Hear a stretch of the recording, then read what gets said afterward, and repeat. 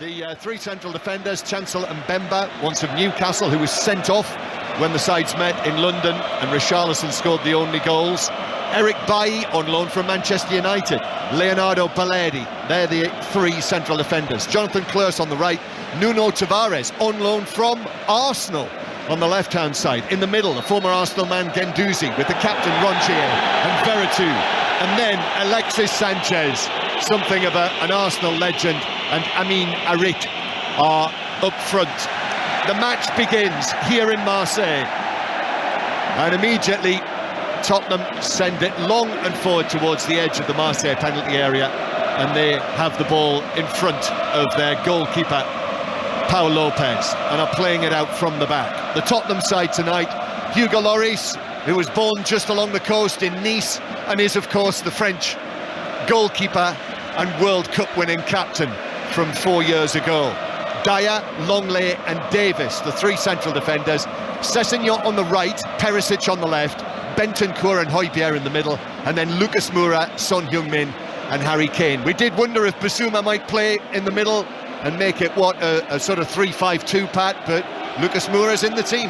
Yeah, the way they've set up just now, when they've not got the ball, Spurs are falling into a 5-4-1. So, you know, very much the sort of thing that you'd expect Antonio Conte to either A, do, or tell the people down on the bench to do. But it is that adaptability that they've got there, and the fact that you can get Moura flying on, and Bentancur and others, Højbjerg, from the midfield when it's needed. So Marseille 0, Tottenham 0. BBC Radio 5 live here in Provence, and we're watching Harry Kane in possession, but that's a sturdy challenge from Eric Bailly, just back from injury and time to play in this big match. And now Guendouzi in the centre circle after Harry Kane was dispossessed initially there by Eric Bailly. Ball down the right hand side. Here's Klose, plays it back infield to the captain Rongier, and now Guendouzi goes for an early big high cross towards the back post. Sessegnon's been beaten, but the ball is cleared away by Eric Dyer, who is able to come across and just side-foot it out for a throw. Really a lively start to the game, isn't it? It's not the old game of chess, you know, trying to figure out what each other's doing. They both try to start as lively as possible, and that tempo, you always wonder about teams when they play against the Premier League teams. Can they keep that sort of tempo up as well as the Premier League teams do? We shall find out. And as you say, Pat, there, just when Tottenham were on the back foot, that really, you could see it as a clear 5-4-1 with Moura coming out to the right-hand side.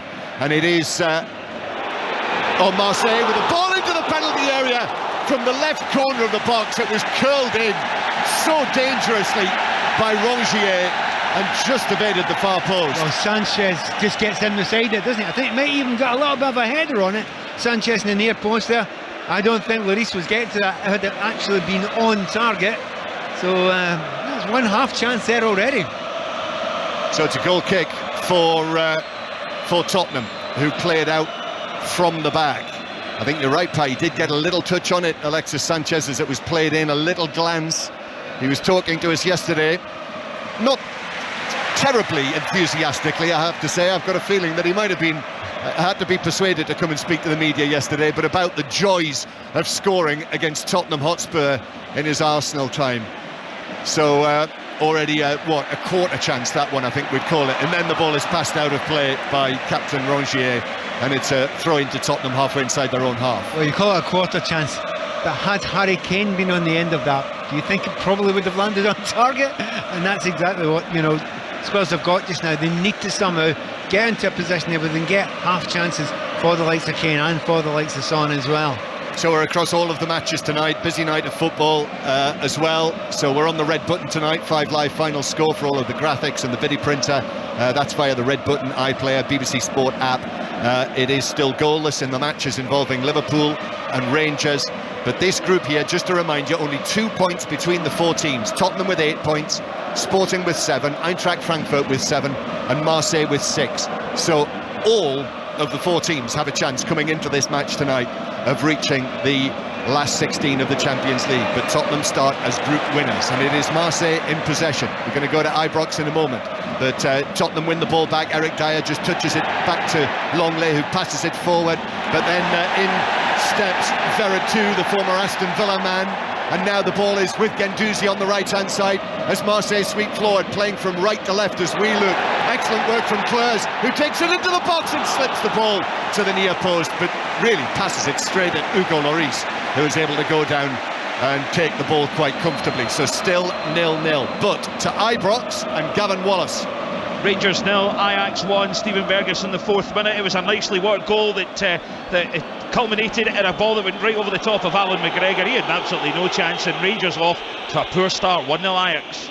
Yeah, Rangers' exit from Europe will surely be confirmed tonight, and that makes it an even taller order. It's an impossible task, really. They've got to turn around that 4-1 defeat against Ajax. Marseille playing the ball over the top for Alexis Sanchez, who's got away down the left-hand side. The flag has stayed down, but now it comes up.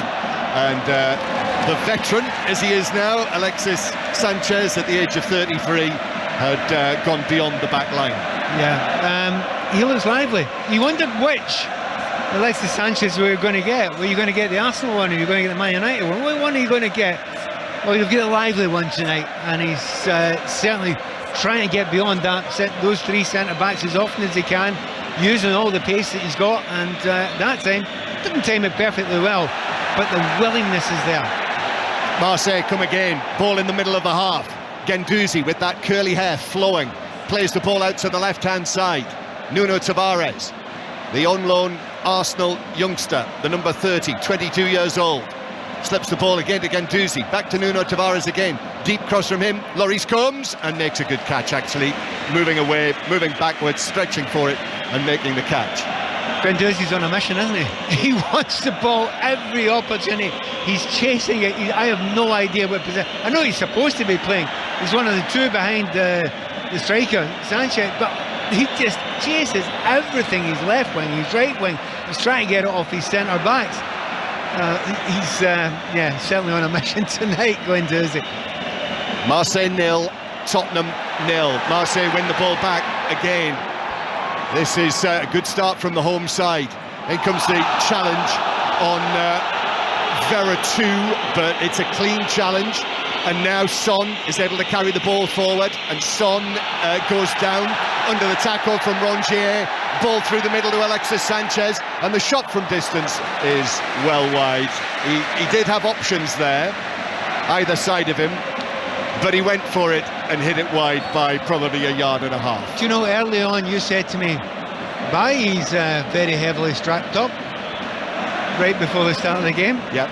Is that him that's gone down? Yes, it is. I thought that. He's sat down. He's been out of the picture since the match against Paris Saint-Germain last month, and really the expectation was that he would not be back for this game, but he had a lot of strapping, a big strapping around his just above his knee, and he sat down after only 7 minutes. Do you know what? I don't think he was stressed there. I don't think he was pushed. I didn't see Son or Kane sprinting there, but he's just gone down. There's no tackle that I can see that's made him go down there, and that would be a real worry. I suppose the sensible thing is, if you're going to take a chance at a player, don't put him on the bench and then bring him on, because if he doesn't last, you're really stuffed in. So maybe they knew it was only, they're taking a big chance there, but at the moment it's unlikely he's going to finish the game. No, well, I mean, quite unlikely he carries on. This looks as though it's going to have to be an early departure, really, and certainly the way that he was strapped up for the match. Eric Bailly, I mean, he's had such a bad time, hasn't he, with injuries and problems, as we know from his time at Manchester United. He was able to play only 7 matches last season. He's quite upset here, actually, as well, that he's lasted only 8 minutes, so that is quite a setback. But Igor Tudor, the coach, has got options on the bench, and it's Samuel Gigot who is going to come on to replace Eric Bailly. I don't think that's too much of a panic for him. Gigot, he actually plays regularly. He's in that back line, and he knows the rest of the players there. So they took a chance, hasn't paid off. Understand it, because Bailly's got a lot of experience there. And the Marseille fans don't seem too perturbed about that. In fact, they're delighted to see Gigot coming on. Yep, Gigot comes on to replace Eric Bailly. And Gigot, who's been sent off twice this season, including that Paris Saint-Germain match. So, ball out of play. Veretout is bundled over, and it's a free kick to Marseille 10 yards inside their own half. Marseille 0, Tottenham 0, and it's still 0-0 in the other match in this group, Sporting against Eintracht Frankfurt in the José Alvalade. So it is as you were. Tottenham and Sporting would be the two sides going through in the Champions League in this group. Ball played forward for Marseille. That's taken down by Eric Dyer, who passes it forward, but that is just directed back to goalkeeper Pau Lopez, who clears from in front of his penalty area, bounces for Kane centrally, and now here's Bentancur, who scored the dramatic late goal at Bournemouth on Saturday. I mean, contrasting fortunes for these two sides. Marseille were winning 2-0 against Strasbourg and ended up drawing 2-2. Tottenham were 2-0 down to Bournemouth and ended up winning 3-2. As Moura plays the ball forward, Kane makes the run, but Marseille are able to clear that away. Lucas Moura again on the right-hand side, former Paris Saint-Germain player Lucas Moura. That's why he's getting the whistles. Excellent record as well against Marseille, and then a foul and a free kick that Marseille take quickly. Still 0-0. That's the first bit of decent holding the ball of hand from Spurs. You know, they want to get some possession, they want to get some sort of foothold in the game. They've not had much of it yet so far. They kind of expect it, they would expect it. You're coming away from home. But there was once, about 2 or 3 minutes ago, just before the injury, Son got the ball and he looked for an option. He had Kane up there as well, but they had 5 white shirts around them and nobody was coming up to help them. You can't leave those two up there completely and utterly alone. You have to go and give them some sort of help at some point during the game, and we'll see if that develops as the game develops. So Marseille 0, Tottenham 0, BBC Radio 5 live from the Stade Velodrome. Christian Stellini is on the edge of the coaching area. Antonio Conte is banned from pitch side. No contact with the team is allowed. We believe he's sitting in the director's box. Here's Nuno Tavares for Marseille, and Sessegnon puts in the challenge. Down goes Nuno Tavares, and a free kick for the home side.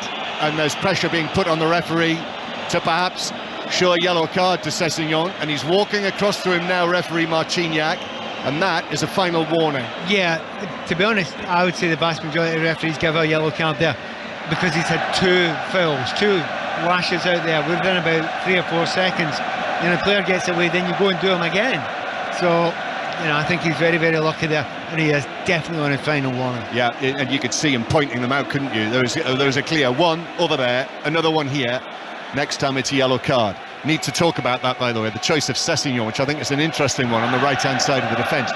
But Spurs have got to stand up to this set piece, which has been taken on the left-hand side, and the ball is curled in and is firmly and well headed away to comparative safety, where it's allowed to bounce out of play just in front of Igor Tudor, who's a very decent player, as you'll remember, Pat, Croatian international, part of that very good Croatian side, and of course played with Conte at Juventus. They were teammates, the two of them, won a couple of league titles together, and actually were involved in the same Champions League final at Old Trafford back in 2003 when Juventus lost out to Milan.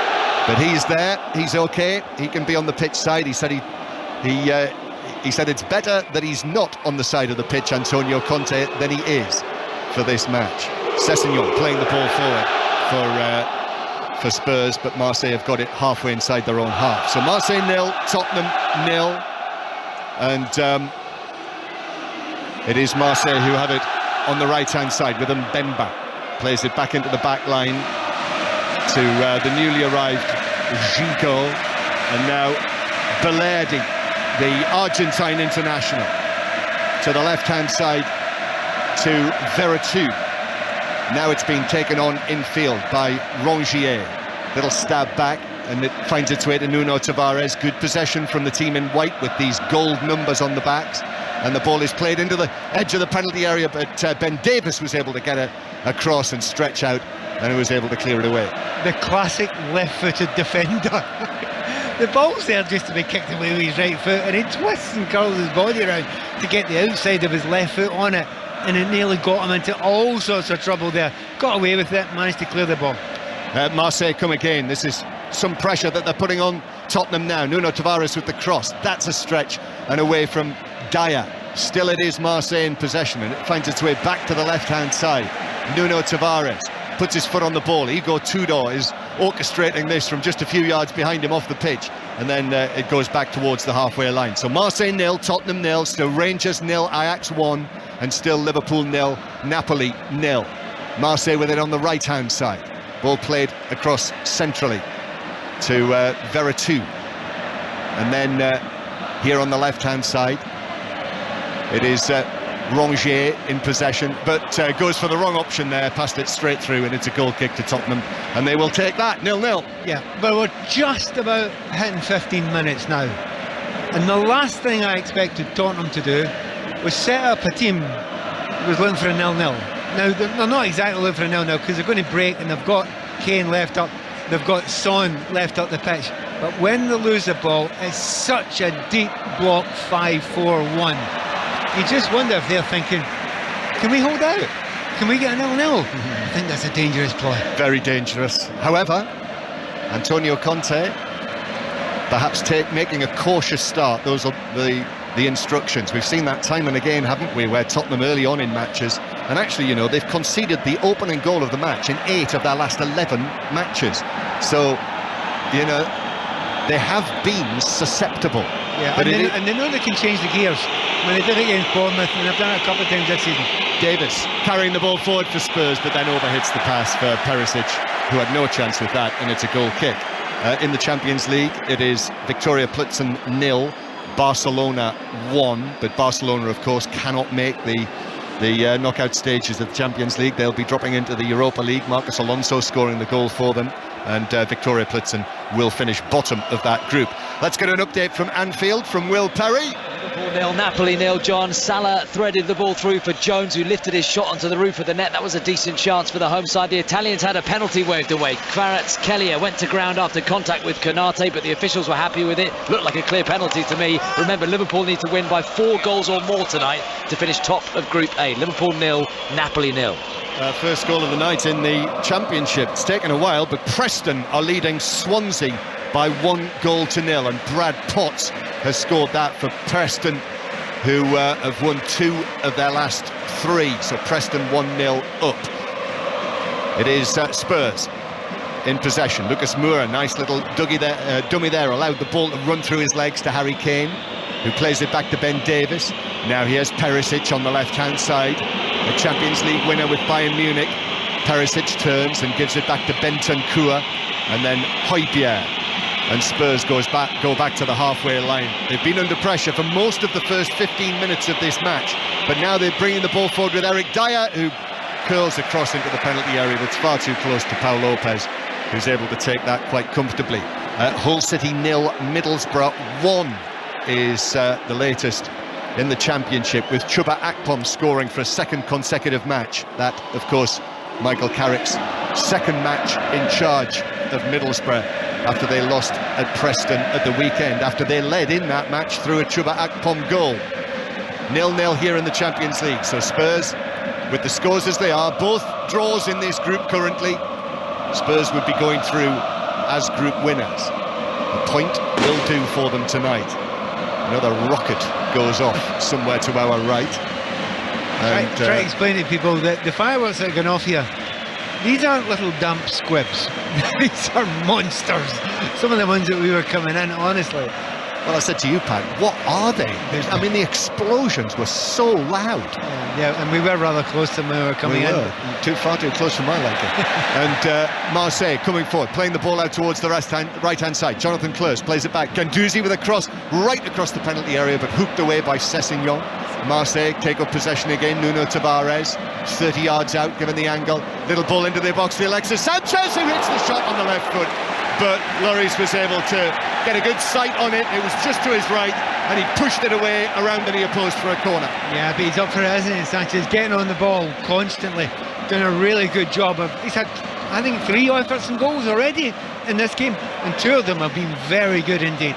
Corner then, corner for Marseille. In it goes to the near post, it's headed up and across the box. A stretch where it will bounce down for Spurs, and Son is able to just chest it down and clear it away downfield. Marseille 0, Tottenham 0.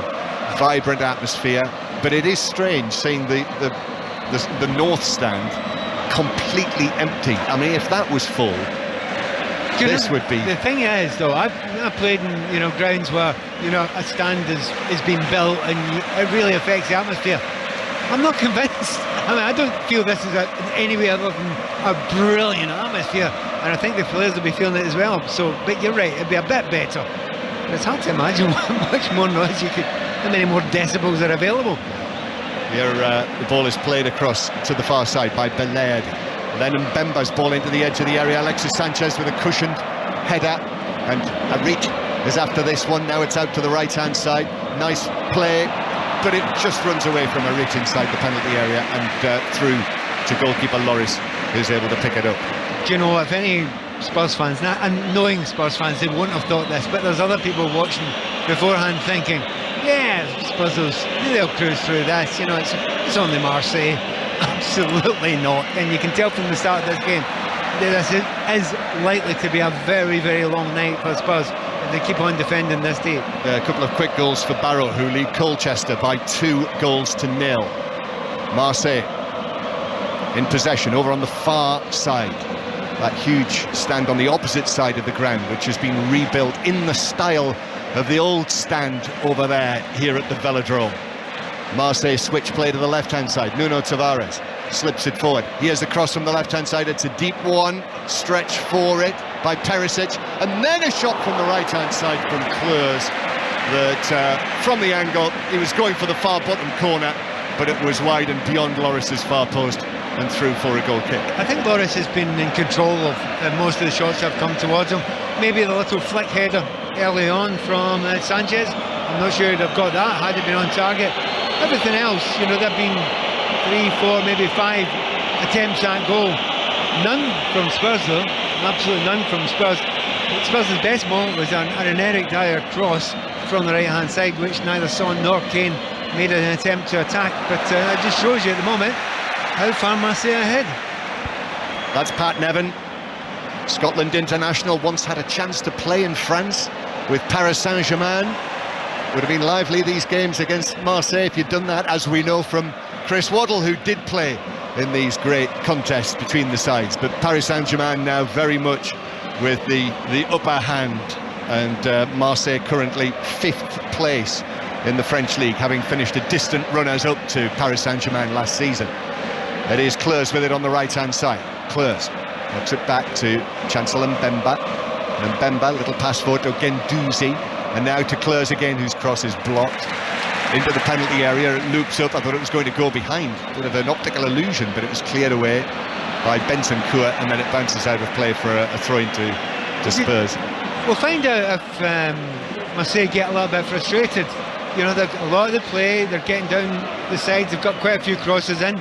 To be fair, that's going to be tough for them, even though Sanchez has got one header on. Wait a minute, they've got a problem here. Spurs need to clear this, but they do, and they get it away. Longley just stood up and was able to hold off the challenge and pass it for Bentancur. Actually, it was Bentancur who got it away, and he's still in a defensive position, and he gets it back on the right-hand side. And Bentancur's pass to the halfway line. Son, I think he took a clattering there as he headed it forward for Kane, and in fact, yes, the referee did spot it. And even though Kane was able to take it on, it got away from him, and the referees brought it back for that. I think it was a flailing arm on Son.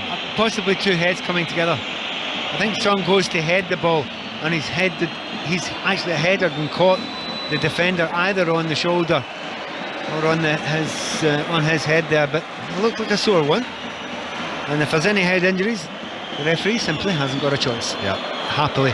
We've got a better view of it now. Yes, that's what I thought, shoulder stroke head. In fact, it was both of them. Yes, it was. And well, that's actually quite a knock on the side of his head, that, you know, when we've seen a replay there, a couple of replays, and yeah, they've clearly got to give the full care and attention. You know, they're whistling in the stands here, and they want them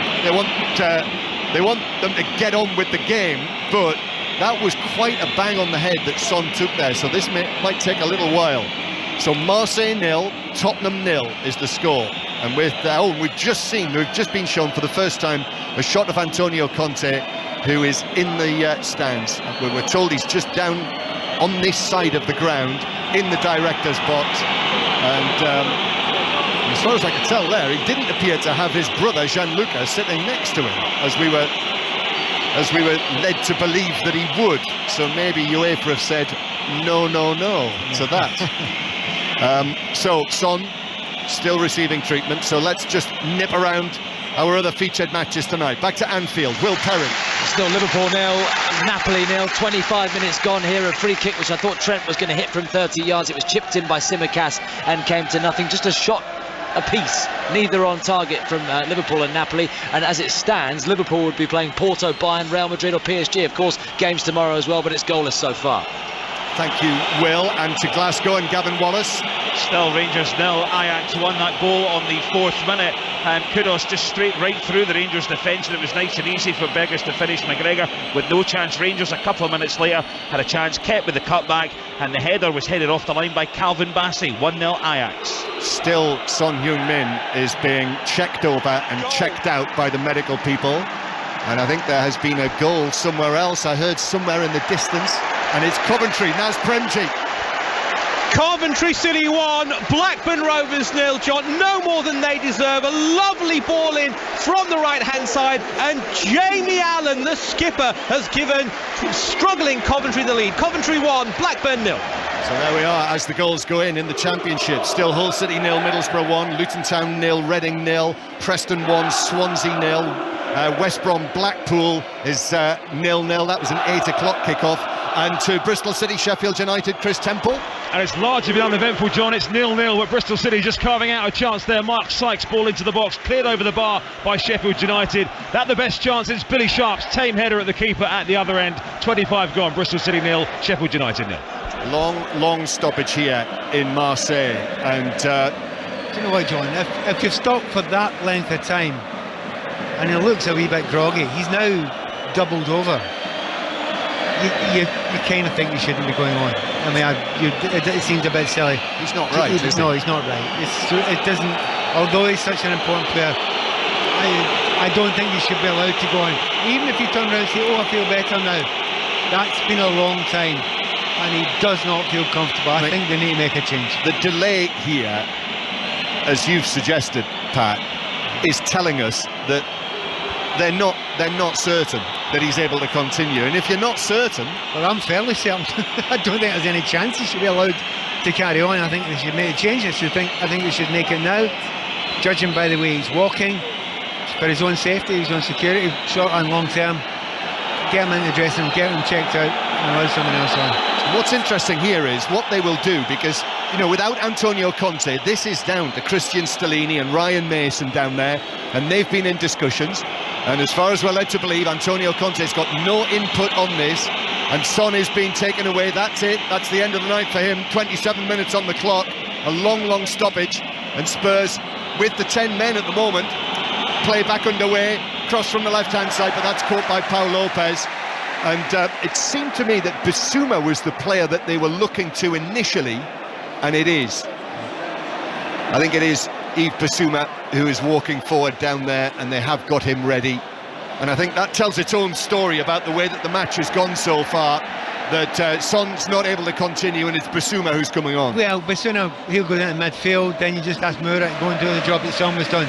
You end up playing with the same 5-4-1, but if you get two up front at any point, it will be Moura who will beside Kane. So I think they'll try and keep the shape almost exactly the same, just move Moura further forward when they attack. Still 0-0, Marseille 0, Tottenham 0, but Marseille coming forward, ball to the edge of the area. Dyer stepped forward just on the edge of the D and was able to pass it away. Lucas Moura gets it back, but overran it. It got away from him, and now it's Veretout who prods the ball forward, but that takes a deflection and runs through to Hugo Lloris. Marseille 0, Tottenham 0, so Spurs, with the scores as they are, Spurs would still be going through as group winners. And here is the change now, Bissouma coming on for Son. Back to Ibrox, Gavin Wallace. It gets worse for Rangers. It's Rangers 0, Ajax 2, and the man who set up, the architect for the first goal, Kudos, has now turned scorer. It took a wicked deflection inside the box with some really silky play from Ajax in the build-up, and it's now looking bad for Rangers. Rangers 0, Ajax 2. So it would appear, unless they transform that match, that Rangers will be going out with no points. Guendouzi at the near post receives it, tried to flick it on, I think, as the ball was whipped in from Klose on the right hand side, but just succeeded in flipping it straight behind the near post for a goal kick. Yeah, I mean that's a real concern for Spurs. You know, Son such an important player, and you consider the attacking players that they have now lost. It's really hard to comprehend if you're a Spurs supporter or a manager or whoever. That quality of players up front and creatively that you've lost is incredible. So if they get through tonight, they should be very, very proud of themselves. Well, there was a suggestion that Kulusevski isn't too far away from being available again, but that's not the case with Richarlison. And it is Tottenham at home to Liverpool on Sunday. That's one of our 5 Live commentaries this coming weekend. This time tomorrow night, you'll be listening, if you're with us on 5 Live, to Manchester City against Sevilla. Manchester City, of course, who are already through, as are Chelsea. Tomorrow night they'll play Dinamo Zagreb. We'll have it all covered. And Celtic going to Real Madrid. I know on our way here both of us saw quite a number of Celtic supporters, but they will go to Real Madrid knowing that they cannot progress. Yeah. But they will go, and they will go in their numbers. And it was a big thing about travelling yesterday across Europe. It doesn't matter what airport you went to, you would have seen Celtic supporters. They do follow their team rather well. Marseille 0, Tottenham 0, on what is a lovely mild evening here down on the south of France on the Mediterranean. In fact, where we're sitting here, probably 20 minutes walk away from here, the waves of the Mediterranean lap against the shores of the Bay of Marseille. And inside the ground, Eric Dyer bringing the ball forward and playing the ball across, but there's a stretch and away, and a clearance by Baleadi. And Marseille quickly up to the halfway line on the far side. Less than 15 minutes of the first half to go. Do you know, one of the best plays that Spurs have got just now is Eric Dyer, the third centre-back on the right-hand side, flying forward 2 or 3 times, get himself into good positions. I don't think the movement's been good in front of him, though. On this occasion, gets himself in a good position. Harry Kane came right to him. Is it 5 yards away, as if to say, give the ball to me? But to be honest, Harry, you'd be better in the middle there for somebody to aim at. Distinct midfield 3 now. Bentancur to the left, Bissouma in the middle, and Højbjerg towards the right-hand side of that 3. And it is half-time at Coventry now's Premji. Coventry 1, Blackburn 0. Struggling Coventry lead thanks to a goal from skipper Jamie Allen. Josh Eccles cut back, and Allen, the skipper, turned the ball home from close range. Blackburn need to be better. Coventry 1, Blackburn 0. But Coventry improving, there's no question of that, after the poor start that they made when it was such a disrupted start to the season as well for them. Here, 0-0, Marseille with Mbemba crossing from the right, but that is blocked out for a throw-in. And Guendouzi is back on the ball, one of the real dependables here after things really ended badly in his time at Arsenal with on-field and off-field issues. But they tell me that he is a really big part of things here, and that this team and this town really suits him. Matteo Guendouzi. Here's Mbemba on the right. Mbemba, little ball in to Alexis Sanchez and Harit, and then the cross from Mbemba. Sessegnon doesn't clear. A chance that is hit brilliantly actually by Veretout, who set himself up. Left foot shot on target, and he was kept out by Hugo Lloris diving to his left. Yeah, he's caught it brilliantly. I mean, there was an overload on this left-hand side. I have to say, I wasn't very impressed by, I think it was Sessegnon at the back post there. Didn't clear it well at all. Looks as if all at sea with his right foot there. The volley wasn't right in the corner, and that's part of the reason why Lloris could actually get to it there. But another decent chance. Corner for Marseille from the right-hand side. That's headed away. Eric Dyer took control there. Towering header from him in amongst a number of bodies. So still 0-0. Tottenham losing Son as the ball is fired into the Tottenham penalty area and is hooped and cleared away to safety by Ivan Perisic.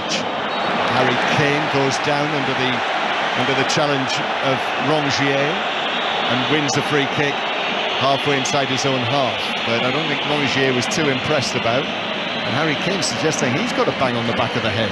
Yeah, I think he did get caught, but it was absolutely and utterly undeliberate. I think he's tried to jump over Harry Kane there, and he just caught the top of his head by Rongier. There's nothing deliberate about that. We're getting a better view of it now. By the way, it was a definite free kick. Oh, it's a knee to Harry Kane, the back of his head. So yeah, that would have been a sore one. but not as bad as Son's. Here is Kane, Tottenham's top scorer, gives it to Sessegnon. Sessegnon up to the edge of the area, to Lucas Moura, who turns, but laboured a little. Perisic's ball in, oh, that was an excellent ball. However, he was in an offside position when he received it on the far side. Brilliant ball across the 6-yard box, though, that no one was there to get a touch on. However, if it had ended up in the back of the Marseille net, it would have been ruled out. Yeah, it would have been ruled out, but no, it's a little bit better. In fact, it's a lot better. I think Moura was the one who was actually caught offside, just a little bit too far forward, and earlier on in the move, in fact it was, judging by why the free kick's been taken just now. But that looked a little bit more promising, a little bit more confident from Spurs. They need to get a little bit more of that. They need to ask a few more questions, because there have been very few asked of Marseille tonight so far. Bayern Munich winning 1-0 against Inter, the top two in that group. Bayern Munich going through as group winners, Inter as second place in that section. And Morecambe have taken the lead against Derby with a goal just before half-time. Morecambe 1, Derby 0. Marseille 0, Tottenham 0. Still Liverpool 0, Napoli 0. And Rangers 0, Ajax 2. Yeah, so both teams, we shouldn't forget, have lost important players. Eric Bailly having to go off early, and then Son, after that knock on the head, an aerial challenge from Chancel and Mbemba. Mbemba was actually sent off for a foul on Son in the match in London earlier in the group.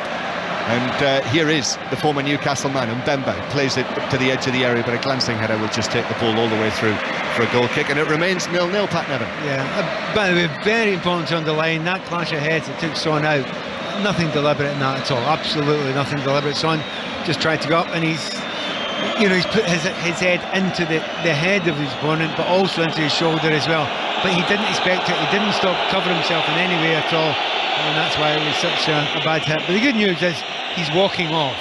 He walked off, so there was some hope that he'll be back very soon. Tottenham taking an absolute age to take this goal kick, and the crowd are onto them. And really the referee should be onto that as well, because that did that pushed the boundaries. Everyone does it, John. Yeah, they do, but the officials should be a little bit sharper than that, I think you would say. I would agree. As ball is played back to Paul Lopez. Out to the right-hand side it goes. Marseille will give it away to Harry Kane, and Kane now bearing down on the penalty area on the left-hand side. He has company there from the captain Rongier, who puts in the challenge, and he's deflected it out of play for a corner to Tottenham, their first of the match. In fact, Harry Kane's first chance to run at defenders, but once again, there's nothing up there with him. Moura's there, the 3 or 4 players around him. I thought Rongier did brilliantly there. I thought he was second favourite, but he was all over Harry Kane, and remember, he is a midfielder really, but he defended like the best defender you've ever seen there, in a very, very dangerous position. Yeah, Rongier is the captain tonight. Dimitri Payet on the bench, former West Ham man, is actually the club captain, but he is usually, these days, among the substitutes in his veteran years.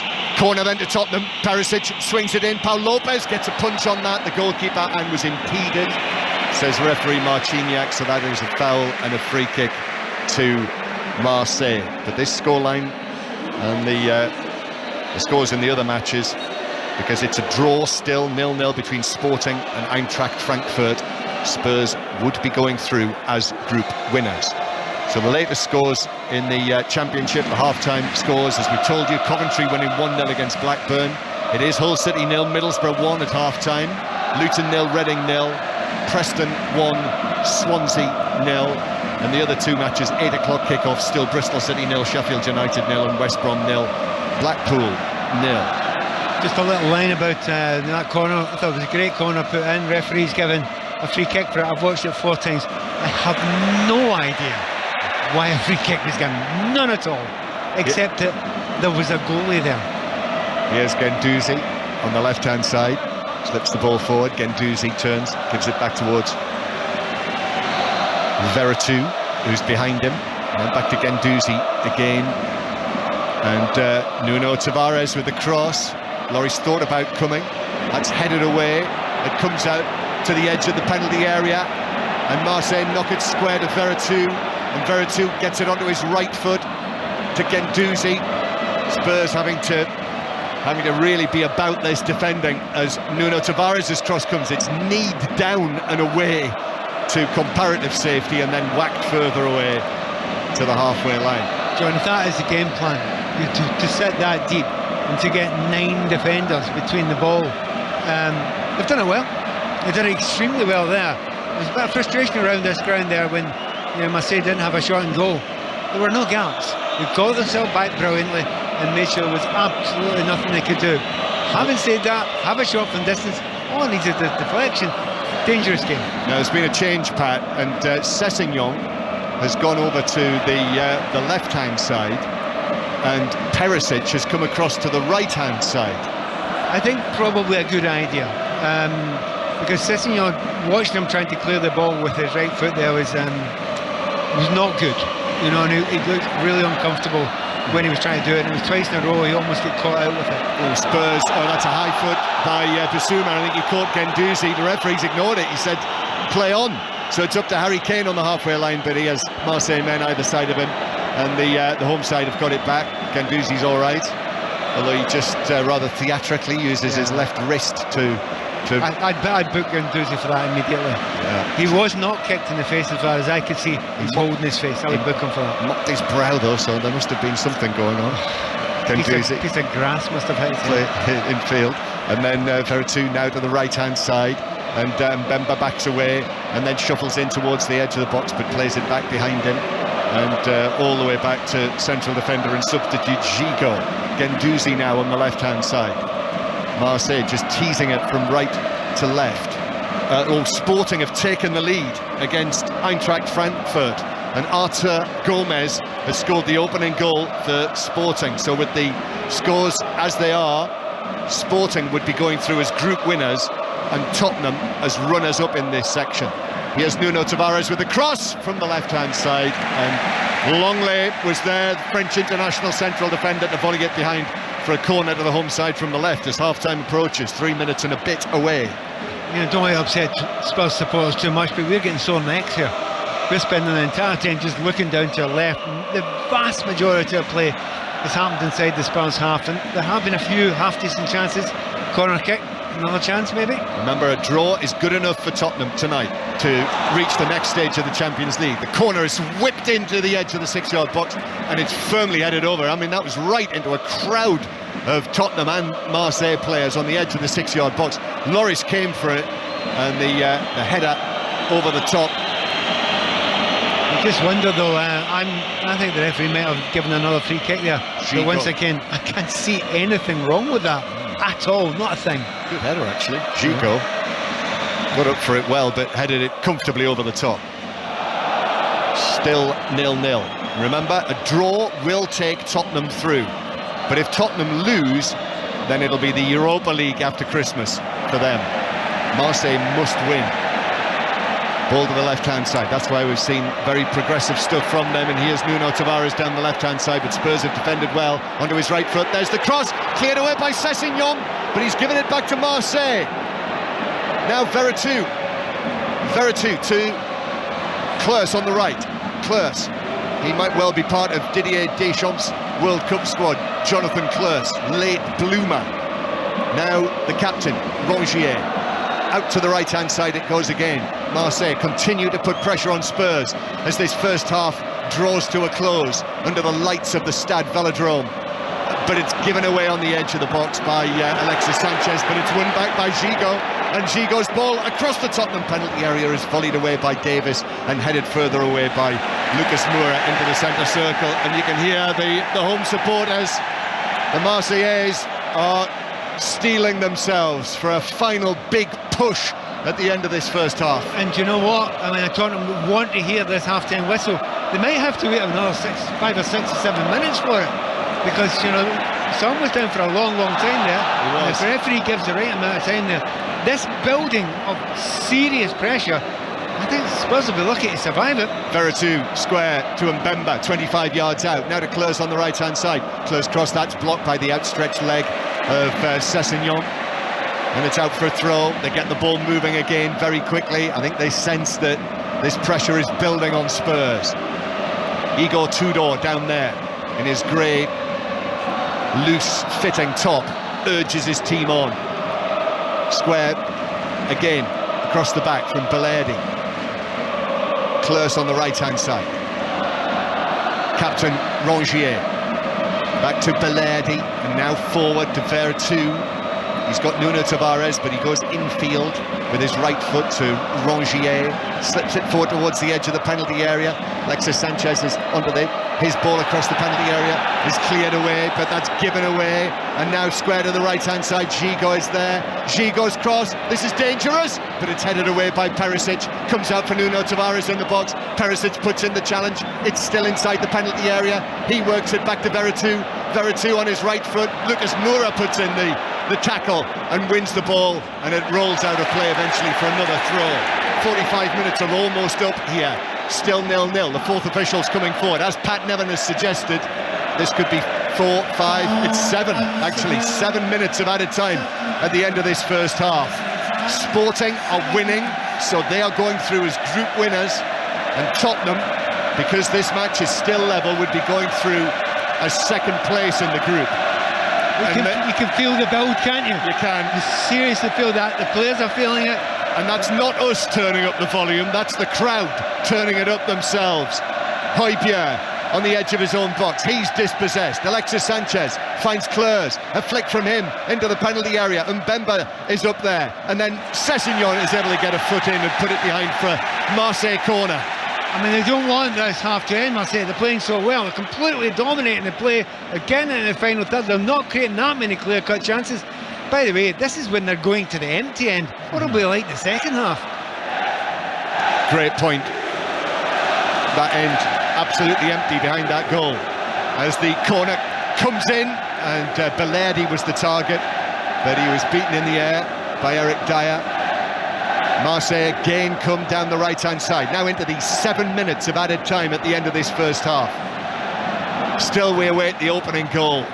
Guendouzi plays the ball back. Sessegnon has to watch this and watch it. He does, and shepherds it behind for what is actually a corner. Took a final touch off Sessegnon, the assistant on the far side says. Well, he's convinced of it. I didn't see it. They've taken it quickly. They have. They've taken it quickly, and it's whipped into the back post and headed down and in. And there's the opening goal. Marseille in front in added time at the end of the first half. Well worked it was. And Chancel Mbemba, the man who was sent off in London when the sides met, the central defender got up with a powerful header down and in. Marseille in front, and with this scoreline, Tottenham would be going out of the Champions League tonight. 1-0 Marseille lead. Well, if you listen to our commentary and you listen to the noise behind it, you knew that was coming. You just felt it the last 5 or 10 minutes. It was lifting, it was building. And the belief that these Marseille players got from that backing that they got there, that is no surprise that they managed to get that. The overlap at the back step there. The reason why it happens is because they've not got the full back in there. They made the change to try and get that little bit covered. It didn't work. That's been coming, and let's be honest, John, that's been deserved. The pressure eventually told, and Tottenham have conceded. And now it would be Sporting going through as the winners of this group. Marseille would be going through in second place, and Tottenham would be playing Europa League football after Christmas. And the flares have been lit now in the stand to our right. The south stand, red flares, 3 of them all together in one section down towards the front, and another one now is lit towards the middle of that stand. Half-time is Rangers 0, Ajax 2, and it is Liverpool 0, Napoli 0 at half-time at Anfield. More on those matches coming up, but still we play after that long stoppage for the head injury suffered by Son Heung-min. So we've had now almost 4 minutes of added time. The goal came in the second minute that was added on. When he said 7, when they put up that saying 7, you just thought it's going to happen. You know, the lift that it gave everyone around the stadium, and they knew they were, had to try and do something before half-time, get another decent chance. But when it was 7 minutes, it is no surprise whatsoever that the goal was scored then. Somehow, Spurs have to totally adapt this. And by the way, they've got to do it without the manager. Yep, they have. He can't go into the dressing room at half-time. He can have no contact directly with the players at the stadium until 15 minutes after the final whistle. And Marseille are thinking here that they might be able to take advantage and get another one before the break. Guendouzi playing it to the left-hand side. I mean, what a noise. We've been talking about explosions all night, but that explosion of noise when Mbemba headed down and in, it was truly deafening inside the stadium here. And the smoke now drifting up through that sort of oval-shaped gap above the stadium, this futuristic curving roof, and down on pitch level, Marseille have the ball inside their own half and are playing it to Nuno Tavares. And they are going to have to change it, John. They really, Spurs will have to change it. They hardly got a kick of the ball here. I mean, I'm going to have a look at the stats for the possession. I mean, it must be pretty much close to off the scale just now, because, and not just possession, but the amount of time spent in the opposition half, it's been so limited for Spurs in this first half. Sporting 1, Eintracht Frankfurt is the half-time score in the other match in this group. So Sporting and Marseille would be going through. By the way, we've just got to the numbers here. 70% possession. Well, I'm not surprised. Figure like that. Here's Alexis Sanchez passing the ball back towards the halfway line.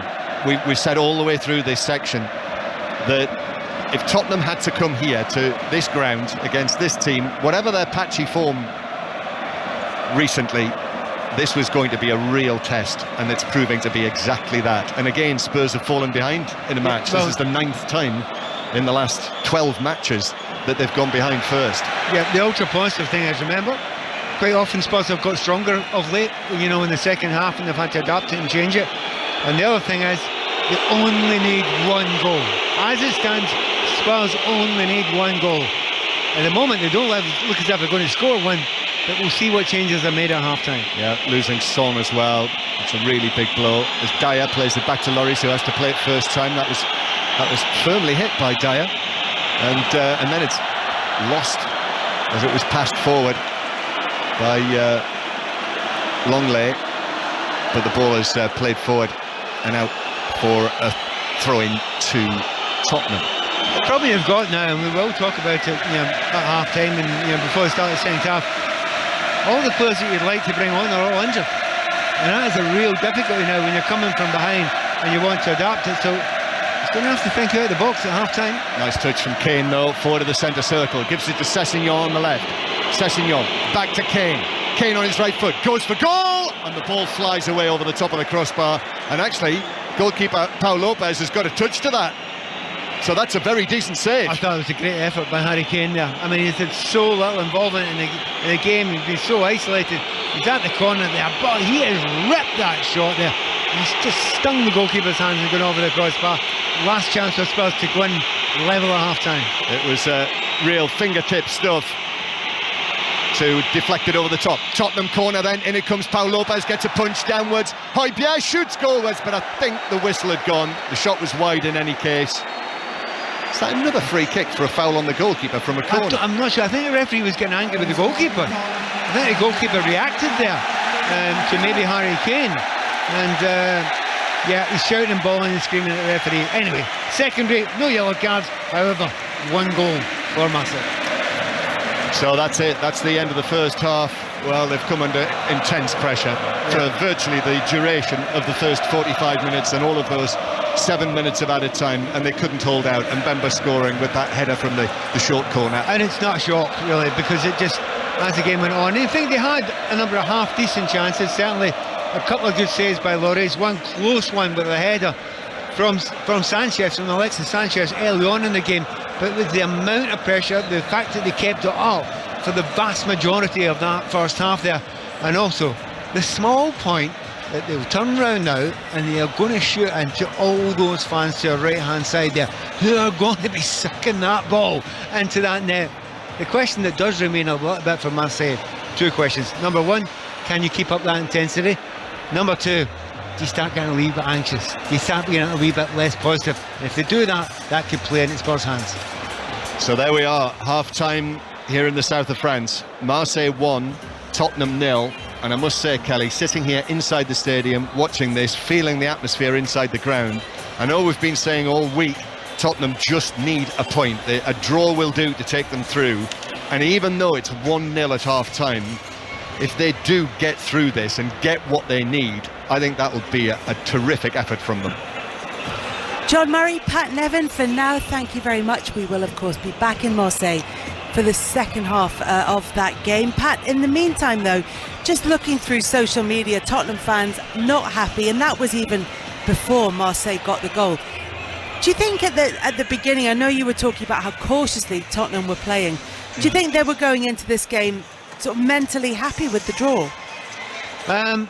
It could have been part of that, but players should be more professional than that. They should be much more professional than that and understand that football, particularly in the Champions League, weird things happen. They just need to look at their previous games and know that weird things happen, particularly at the end.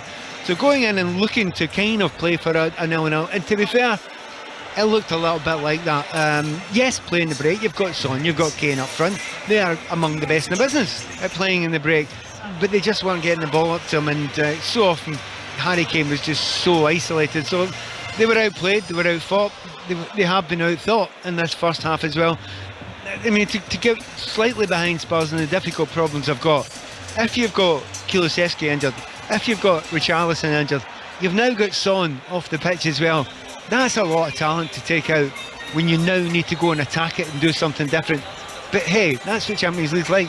You better go and think out the box now. You need to go and do something different. And the first thing you're going to have to do, get rid of the back three, back five. You've got to go and take them on now. So you've got to go for a back four, bring a little bit more strength into the midfield and try and take a hold of the midfield, because just now they're getting hammered in there. That's a point that quite a few people have made. Rob Green is also with us. Rob, OJ said, I want to trust Conte's process, but it's not working for me. There's no logical explanation to start Sessegnon ahead of all the right backs, right wing backs that we have. Dan says Sessegnon is dreadful defensively, and Spurs have next to no attacking depth alongside Kane, and there's been a bit of complaints about Harry Kane as well. Peter said he's having an utter stinker, not chasing or pressing, not making runs, no shots or headers, not pushing their line back when the pressure comes on. Just on that point, Pat ended by saying that you're just going to have to change that defensive lineup. It was something that, and it is something that Conte's been trying. It's not working in this game for them, is it? No, and it's a very, very deep line five, and it's all well and good playing three at the back and the two wing backs, but with that you've got strength in numbers and you're allowed to press. You can go in and be tight, you've got that safety net behind you, but they're not doing that. They're sat as a flat back five, and yeah, Sessegnon at right back, right wing back hasn't worked, but most of the right wing backs this season for Spurs haven't worked, so it's a difficult position that they've got there. What they do need is just to be that little bit more proactive, a little bit more braver in defence, and go and step onto the Marseille players. Harry Kane needs to be higher. He's dropping back and helping out, but then he's just surrounded by the centre halves who've got the ball. He can't go press all of them. He can only press one, and he's on his own there. So they just need a bit more intent from them in a defensive context, and then try and play from there. They try and get up the pitch a little bit higher. They're then able to engage a little bit higher and also prove to be more of a threat. It's so deep. They're all so deep. It's just they're just sat waiting for the inevitable, and the inevitable came. Rob, for now, thank you very much. We're going to round up what's happening elsewhere, starting at Anfield, where the half-time whistle has gone in their game against Napoli. Absolutely nothing really on this game, Will Perry, unless Liverpool can win it by 4 clear goals, which is looking unlikely. It is, Kelly, yeah. Liverpool 0, Napoli 0 at the break. Jurgen Klopp's side the brighter, but they need to win by those 4 clear goals to finish top of Group A. Jones has wasted a couple of decent chances, dinking onto the roof of the Napoli net and heading an audacious Firmino backheeled cross over the bar. Thiago forced Merritt into a save from 20 yards. He should have done better. Alisson's had only one tame and Ndombele chance at the other end to deal with, but I think the visitors should have had a penalty as well. Konate with the shove on Kvaratskhelia, a huge appeal that came to nothing. Liverpool 0, Napoli 0 at the break. Will, thank you very much for that. Rangers were already out of the Champions League ahead of this final match in the competition this season. They were looking to rescue a bit of pride, but Gavin Wallace, it looks like it's going the same way that the rest of their Champions League games have gone. Yeah, very much so, Kelly. Rangers 0, Ajax 2, and it is exactly what we've been seeing this entire campaign. Goals on 4 from Steven Berghuis and 29 by Mohamed Kudus could very well consign Rangers, who are a founding member of this competition, to become the tournament's worst ever team. The first came as Kudus strolled right through the Rangers rear gaff. It was laid off for Berghuis and he slotted home. The second started very similar way. It was given away really cheaply. Kudus found himself inside the box in the end of a low cross and he slotted home for his third of the season. In Rangers defence though, Kelly, they have had one off the line. Calvin Bassey headed one off the line, and that really has been it for Rangers. It is Rangers 0, Ajax 2. Gavin, thank you very much for that. Elsewhere in the Champions League, Sporting Lisbon, Barcelona and Bayern leading their games at half-time, bringing us right up to date with everything that's happening elsewhere. Sani Rudra-Vrajala. Well, we'll start in Group D, of course. That's Spurs' group, and Sporting are beating Eintracht Frankfurt 1-0. It's a game of few chances, but the surprise starter, Artur Gomez, scored in his 6th game of the season. Simple finish from across from the right. So as it stands, of course, Sporting top of that group, ahead of Marseille and Spurs going out. Elsewhere, Bayern are winning 1-0 at half-time against Inter. Pavard with the only goal there from a corner.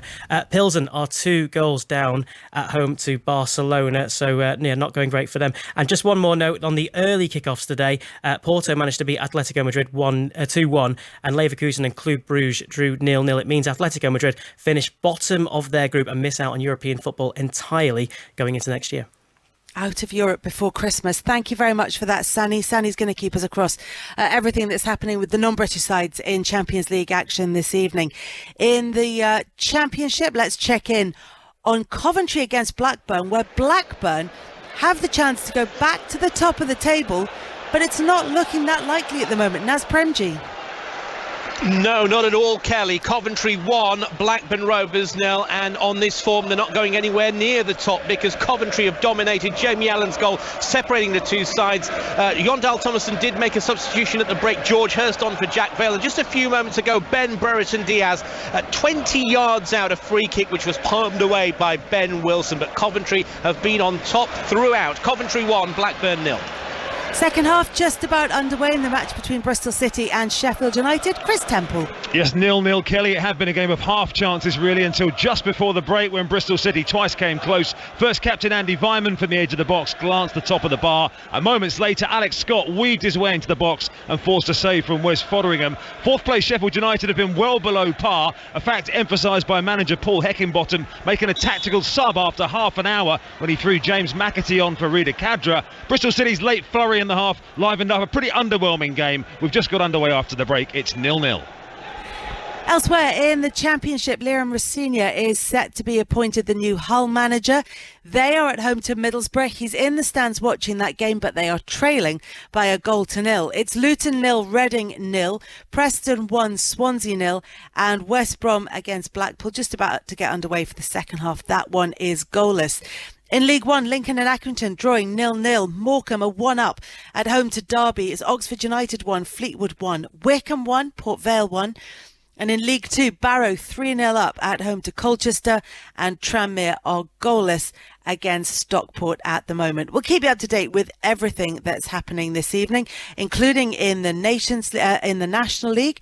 Not the Nations League, the National League. Altrincham 0, Wealdstone 1, Barnet 0, Southend 2, Chesterfield 2, Gateshead 1, Eastleigh 0, Scunthorpe 0, Maidstone 0, Solihull Moors 0, Notts County 1, Bromley 0, Torquay 5, Aldershot 5, Woking 0, Yeovil 0, Wrexham 1, Maidenhead 0. A second half coming up for you of Marseille against Tottenham. Tottenham with it all to do. They only need a point though if they're to qualify for the knockout stages of the Champions League, but they trail 1-0 at Marseille. We'll bring you the second half of that after the BBC News with Jill Mackenzie. Listen on BBC Sounds. This is BBC Radio 5 Live. Thank you. Good evening. COVID campaigners are accusing Matt Hancock of cashing in on the pandemic after the former health secretary said he'd be on the next series of I'm a Celebrity, Get Me Out of Here. Mr Hancock has been suspended from the Conservative Parliamentary Party. The former leader of Scottish Labour, Kezia Dugdale, was on the programme in 2017. I think there is an opportunity here for Matt Hancock to show some of himself. And he's talked briefly in the past about his dyslexia. And I think hearing him talk more about that might bring an awful lot of comfort to people across the country he doesn't normally reach.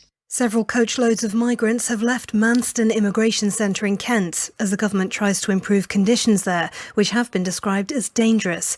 700 people were sent to the site on Sunday after another immigration processing centre in Dover was firebombed. The National Union of Students has sacked its president, Shaima Dalali, after an investigation into claims of anti-Semitism against her. She'd been criticised for comments she wrote on social media when she was 18.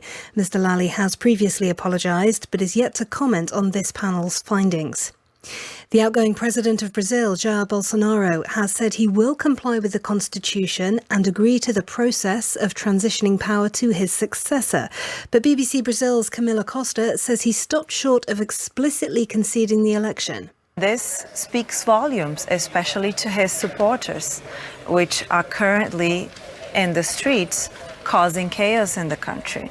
And this is why him conceding defeat or not is seen as something very important. The former Prime Minister Boris Johnson has confirmed he will attend the COP27 climate conference in Egypt next week after being invited by the organisers. Downing Street says Rishi Sunak's decision not to go is under review. And the new owner of Twitter, Elon Musk, has suggested the site will charge $8 a month, that's around £7, to verify users' accounts with a blue tick. The billionaire says it'll create a new income stream as he wants to make Twitter less reliant on advertising. The best live sports. Well, it's new, isn't it? A Winter World Cup. My favourite player, well, it's got to be Jack Grealish. Ronaldo's one of the best players in the world. For me, I think it's all about Gareth Bale. Top scorer, Darwin Núñez. My favourite player is going to be Harry Kane. Robert Lewandowski, he can score goals for fun. Messi will get the golden boot. You can't look really past Mbappe. He's got to be the best striker that's at the tournament. The FIFA World Cup, Qatar 2022.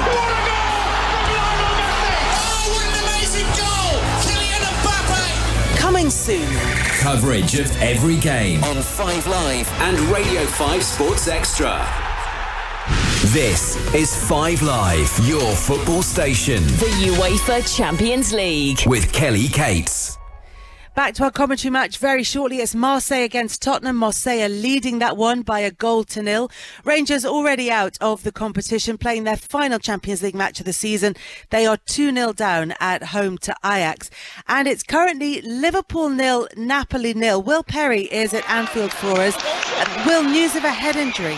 Yeah, here's a shot from Curtis Jones just outside the box, and it goes out for a throw-in almost from a corner position. Yeah, still goalless, Kelly, but Harvey Elliott's come on for the captain tonight, James Milner, who took a knock to the head in the first half. He collided with Zambo Anguissa, the former Fulham man, and managed to play on for the rest of that first half, but pointed to his head early in the second half, and I think Klopp wanted that as a concussion substitution, so not sure if that officially has gone down as that or if it had to be made as a concussion substitution when it happened. And Napoli's Georgian winger Kvaratskhelia looking dangerous as well. He's dragged a shot wide for the visitors. Remember, Liverpool need to win by 4 or more to top the group. Liverpool 0, Napoli 0.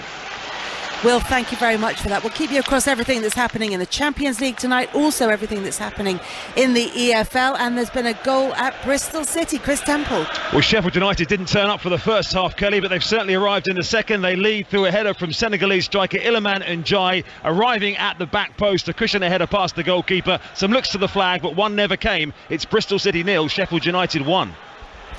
Elsewhere in sport today, England's cricketers have moved a step closer to reaching the T20 World Cup semi-finals after a 20-run victory over New Zealand.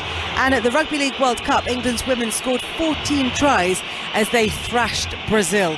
Tottenham waiting to come out of the tunnel in Marseille. They're trailing by 1-0. And for a team that started the first half in quite a subdued way, Rob Green, it wasn't helped by the fact that in that match as well, Son's gone off with a head injury. Yes, he's one of the one players who can get up the pitch, and they need to get up the pitch. They need just the whole team to be that much higher. Yes, you can defend in numbers, but just do it higher up the pitch. Now they've not got him. They need to have someone else. You're looking at Lucas Moura, just to be able to travel, to get up with Keane, to get up the pitch, just to cause some problems, because it's been precious little so far. Spurs XG in the first half of that game, 0.04. There is only room for improvement in the second half. Taking you through that in Marseille for us, Pat Nevin and John Murray.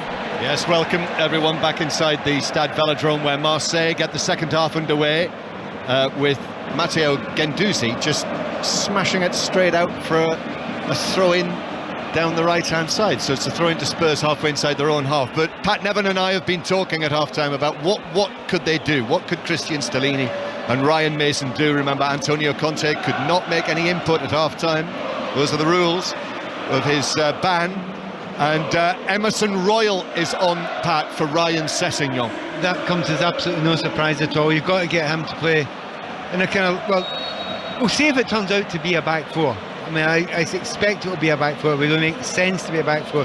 Davis maybe coming over here to the left back position, and you find yourself with a normal right back and Emerson over there, and it gives you a chance to push Perisic a wee bit further on. I mean, it was the obvious thing to do. It's exactly what I expected them to do, and it's, you mentioned beforehand. So 1-0 Marseille lead here in the south of France, and at Anfield, Will Perry. Liverpool 0, Napoli 1, and the goal has been scored by Leo Østigard, the centre-back. A looping free kick into the 6-yard box from Kvaratskhelia, and there was Østigard to head past Alisson. Liverpool 0, Napoli 1. Napoli going from strength to strength, and it would seem going through as group winners, with Liverpool going through as runners-up.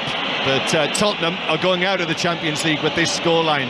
But in their blue kit, almost a Marseille blue, they're coming forward from right to left in the second half, and the ball is chipped in by Bentancur, and Kane goes for it, but it was blocked by defender Belardi, and it is cleared away by Marseille up towards Alexis Sanchez. Brilliant touch from him against Longley, still inside his own half, but superb control, although he then falls over after he's passed it infield, but will draw a veil over that as Marseille play it forward down the right, but that is steered back to goalkeeper Lloris. So Marseille with Pau Lopez in goal.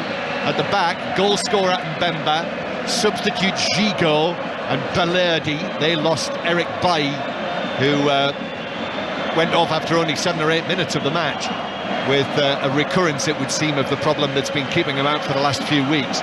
Kleurs on the right, Nuno Tavares, the on-loan Arsenal man, on the left, and then Guendouzi in this sort of roving role with Rongier and Veretout in midfield, and then Alexis Sanchez and Amin Harit up front, as the ball is hit long and forward for Tottenham, but goalkeeper Pau Lopez picks it up. Victoria Plitzen 1, Barcelona 3 now. Ferran Torres scoring the third goal, and Middlesbrough have retaken the lead against Hull City. It is Hull City 1, Middlesbrough 2, and Pau Lopez fired this long downfield. It comes off the head of Emerson Royal and is out for a throw to Marseille on the far side.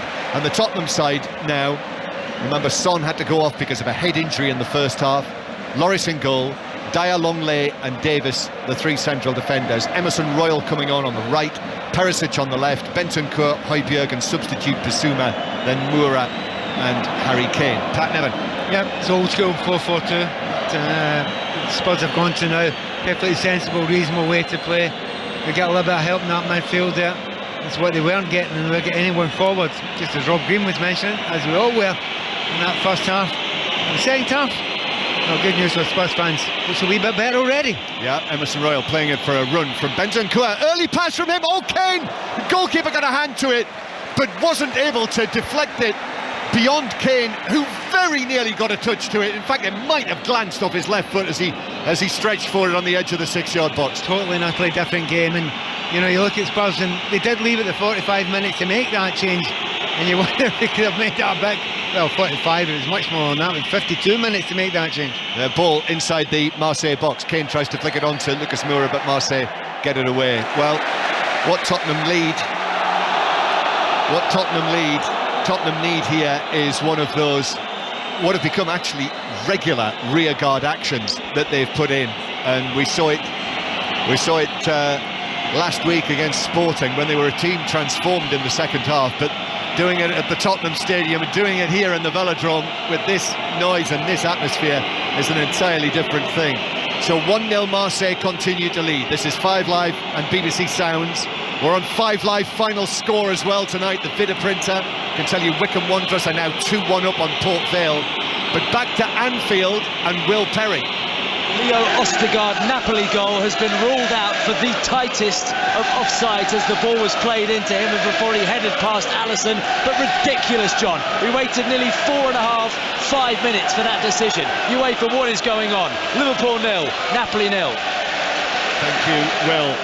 Well, that's exactly what we had, wasn't it, at the Tottenham Stadium? And of course, when Harry Kane put the ball in the net last Wednesday night, in the 5th minute of added time, it seemed that that was going to be it, and Tottenham would have been qualified there and then.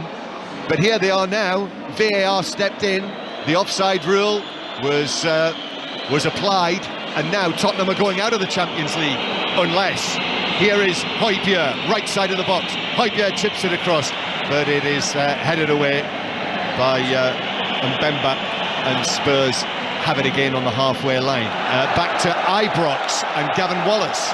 Well, we did think that Ajax had went up 3-0. It was a lovely ball played through, actually, from the number 15 Divine Wrench on towards Mohamed Kudus, but I think the goal has now, it's just come up on the screen, John. No goal, VAR offside. So as you were, Rangers 0, Ajax 2. So I should really clarify, it is Rangers 0, Ajax 2, and it is still Liverpool 0, Napoli 0, and it remains, Pat Neville, Marseille 1, Tottenham 0. Yeah, but it's a different game in the second half. Spurs weren't even at the races in the first half. They weren't getting enough of the ball, 70% and more possession that Marseille had, and the amount of times the Spurs actually got up to the opposition half was so limited. One shot near the end by Harry Kane. Now, already in this second half, 5-6 minutes in, it's a much more even game, and maybe even Spurs are just kind of shading it. Yes, and maybe playing on one or two uncertainties for Marseille, whose form recently has not been the best, and they have been vulnerable. But Tottenham, even though there's only one goal in it, and remember, a draw will take Spurs through, but they are right up against it here. Bentancur, and then Emerson Royal has to do well to get to the ball, and then he's bundled over, and it's a free kick to Tottenham halfway inside their own half, which they take quickly. Seems to be something of a change in confidence for Spurs now after the changes at half-time. And we won't get a chance to speak to Antonio Conte post-match. He's not doing the media rounds after this game. It'll be Christian Stellini, but clearly the question will be, what was the thinking? Sessegnon and Perisic both starting the match, and Doherty and Emerson Royal on the substitutes bench, but that's for later. Kane takes the ball on and is tripped, and it's a free kick to Spurs on the left. I'm slightly more concerned about the system that was set out by Spurs. I mean, they're set out with 5 at the back, and they've not had enough in the middle of the pitch. And you think, well, okay, that's fair enough. If it's working, stick with it. It wasn't really early on, and it's quite common now. The amount of teams that are playing games with like 3 centre-backs, 2 wing-backs, getting pushed back and losing the momentum of the game.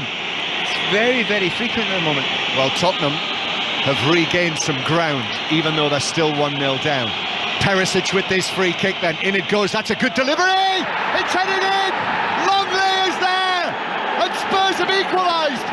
Super free kick from Perisic, right onto the head of the central defender, and it's 1-1, and Tottenham are back in the Champions League game. This result will do. Marseille 1, Tottenham 1. And it's a brilliant header, it's a brilliant ball in there. Tottenham has started this second half really well. I mean, it's a hilarious picture of Antonio Conte having no effect on him whatsoever there. He must have watched that first half and thought, why has this system not been adapted down there? They couldn't have got the message through. As soon as they adapted the system, and I don't think it's the personnel, I think it's the system. They've completely controlled the second half there, and they've got the ball into dangerous areas, and that is a superb second goal, and they're back from nowhere to being favourites to going through it again. Well, that's not a bad time for the on-loan Barcelona man, the French international, Clément Lenglet, to score his first goal for Spurs. 1-1 it is, and that result would take Tottenham through into the last 16 of the Champions League. They've upped their game and they've got their goal, and it's Marseille 1, Tottenham 1. And now they're thinking positively still, because Bentancur wins the ball back on the halfway line, and he's carrying it towards the edge of the penalty area, but he's forced away to the far side by Gigot. But Tottenham still in possession, and they have changed it. They've changed it up. Yeah, I mean, it is strange how long it takes, some coaches sometimes to do and adapt that when you know it's not working. Now, to be fair, it was 2 minutes into injury time when they lost that goal, and as soon as the second half started, they have changed it again. But look, they're dangerous again. Bentancur through for Lucas Moura, who drives the ball across the 6-yard box. He blasted it across. Kate Kane, no chance. Well, he's got to look up. You know, he's got beyond the fullback there. He's got himself to the byline. He's actually got plenty of space there. That looks to me a player who's maybe a little bit tired. You know, maybe not at full match fitness because he's not getting that many 90 minutes in a row. Just running out of legs a little bit there. But once again, you just did not see that from Tottenham at any point in the first half. And you look at it now. It's utterly and completely turned on its head. It's a super set-piece goal, wasn't it? But, you know, we don't often rave about set-piece goals, but a free kick delivery from Perisic, and then in amongst all of the bodies there, and there were plenty of them, Longley, you know, fine header. Are you allowed to describe the ball without saying the word whip? That's exactly what it was done, zipped and whipped into that back post. Keeper not got a chance whatsoever coming for it. The referee might take that back. Marseille coming forward down the left-hand side. Nuno Tavares as well, actually off balance, but he was checked there. The referee, Simon Marciniak, the challenge came in on him. Good decision, right decision. Free kick. That was great refereeing, because there was a free kick about 6 or 7 seconds before, maybe 5 or 6 seconds before, and the referee said no, play on, and then there was another half free kick just after that, and the referee let that go, and then he's pulled it back. It's really good refereeing. Victoria Plitzen 2, Barcelona 3, so another goal back for the Czechs, but that is relatively academic, apart from all of the Euros at stake. We're looking at it now. Maybe they've got a free kick in a very dangerous position from Marseille. They've got all those fans, that massive array of fans right behind that goal now. Can they start using them? They haven't used them this first half yet. By the way, a yellow card was shown in there for for Longley for the challenge. That one of those challenges. I think he's spot on. I think it was the first one. Marseille free kick, in it comes, and Hugo Lloris right into his gloves, held his hands above his head and caught the ball, and then flops down onto the ground. It was just a wee moment there. He stood backwards, didn't he? And I think maybe even his feet were possibly in the goal when he... Well, one of his feet was in the goal, but the ball was definitely out. Crucially, well though. done. Yes, crucially, though, the ball didn't get it what he was doing. Crossing the line. Marseille 1, Tottenham 1. Spurs were really staring down the barrel of a Champions League exit at half-time after being significantly second best in the first half, but that goal in the 54th minute from Clément Longley has changed things. So now it would be Sporting, who are 1-0 up on Eintracht Frankfurt, incidentally. In fact, that is 1-1. Eintracht Frankfurt have equalised. Marseille coming forward, and the ball is headed across. And with that scoreline and the draw here in both matches, it would be Tottenham going through as group winners. That was the one thing we never really thought of, was it? Or considered that deeply, or talked about it much, that 2 draws and things stay the same. But I don't think that's going to... I think there's a long way to go. Half an hour might seem like a short time, it's not. Yeah, it's given away by Perisic. Oh, the shot comes in! What an effort that was. From Amin Arik. Hit that from, 25 yards. And that flashed over the top of the crossbar. That was not far away. Do you know what? And you can tell by the reaction of the goalkeeper. He wasn't comfortable, Lloris, there. The ball's coming towards him, it's probably moving a bit. He sees it a little bit late. Yeah, he probably got it covered, but he wasn't sure. It's given away as well. It was poor from Spurs. It was passed straight to him. Now they've given it away again. Guendouzi plays it in, come off Harry Kane, and the ball deflects away through for a corner to Marseille. And they're all on their feet here behind the goal. It's absolutely packed in there. We can see thousands, it feels like, of bare arms above heads, clapping their hands and urging their team on in that south stand. Corner to Marseille from the right, to be taken by Amin Arik, the Moroccan international. His corner is headed away by Perisic. It comes out to Mbemba, who chips it in. Nuno Tavares chips it in, and it's cleared away by Tottenham to the halfway line. Well, the psychology is brilliant in this game, because as soon as Spurs go down, they come out, go on the front foot, and to some degree Marseille sit back and think, oh, we've got it here and we don't have to push it too much, lose a goal. And then Spurs have thought, oh, actually we don't have to push it. Done exactly the same, and Marseille are back in the game. It really, this could be a brilliant second half. It already is. a very, very good second half, and it's ebbed and flowed a good deal. That's Pat Nevin, former Scotland international. Got former England goalkeeper Rob Green later on 5 Live Sport. Colin Murray from 10:30. But who knows what Tottenham's fate will be. It will be decided at some point in the next, half hour and a little bit more. Currently, they are going through again as group winners. But they can be comfortable. We all know you just cannot be comfortable at this result. Hotspur is fouled by Veretout and then goes down, stays down. You know, this is a time where teams of the current age manage the game, and so referee Marciniak, this shaven-headed Pole, goes across and actually helps him to his feet himself, so that Tottenham can get on and take this free kick. He's been quite good at that. There was an early one with Guendouzi. He just said, "Nah, get on with it, there's nothing wrong with you." And I think he's right there with Højbjerg as well. I don't actually think that was a foul. I think Højbjerg dives over the foot, rolls around, and if he's hurt himself, it's himself who's hurt. Nothing got to do with the player who was going in for an attempted tackle. Marseille 1, Tottenham 1. It is still Liverpool 0, Napoli 0, so Napoli would go through as group winners and Liverpool as runners-up. And Rangers, it looks like it's going to be no points at all. They're 2-0 down to Ajax. Run you through the latest scores in the Championship in a moment, but Marseille carrying the ball forward. More Champions League commentary tomorrow night. Manchester City Sevilla is the commentary game, but we'll have all of the night's action covered. And here is Klose on the right-hand side.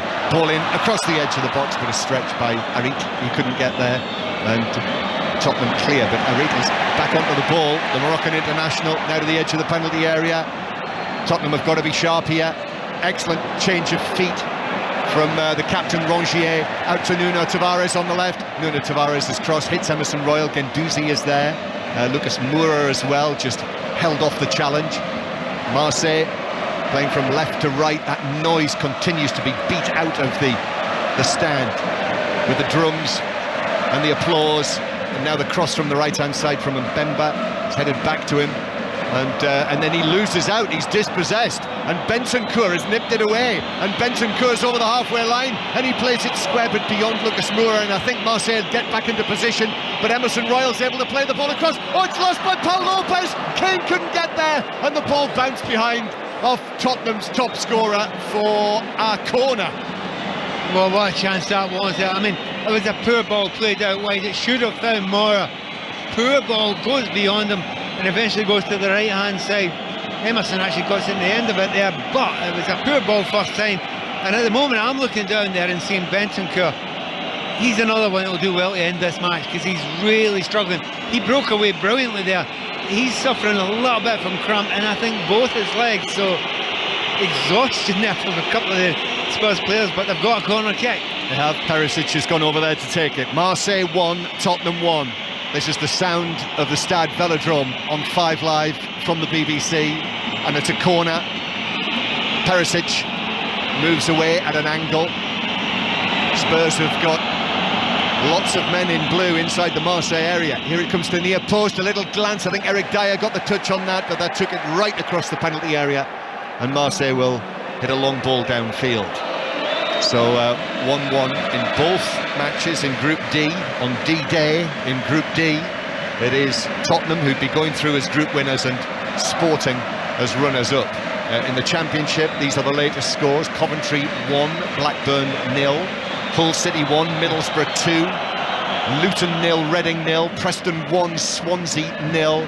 And in the 8 o'clock kickoffs, Bristol City 0, Sheffield United 1. Kane could be through here. Kane's buried it, but the offside flag was up against him. I think we knew that was coming. They'll have a look at this though, but he did look offside to me. He did look offside, but you know what it's like with Harry Kane. He's so good at timing it, but this is a good yard and a half, 2 yards offside. Clearly. And it remains West Brom 0, Blackpool 0. So 1-1 it is. He certainly buried it, Harry Kane. He scored just the 1 goal so far in the Champions League this season, incidentally, and that was the penalty.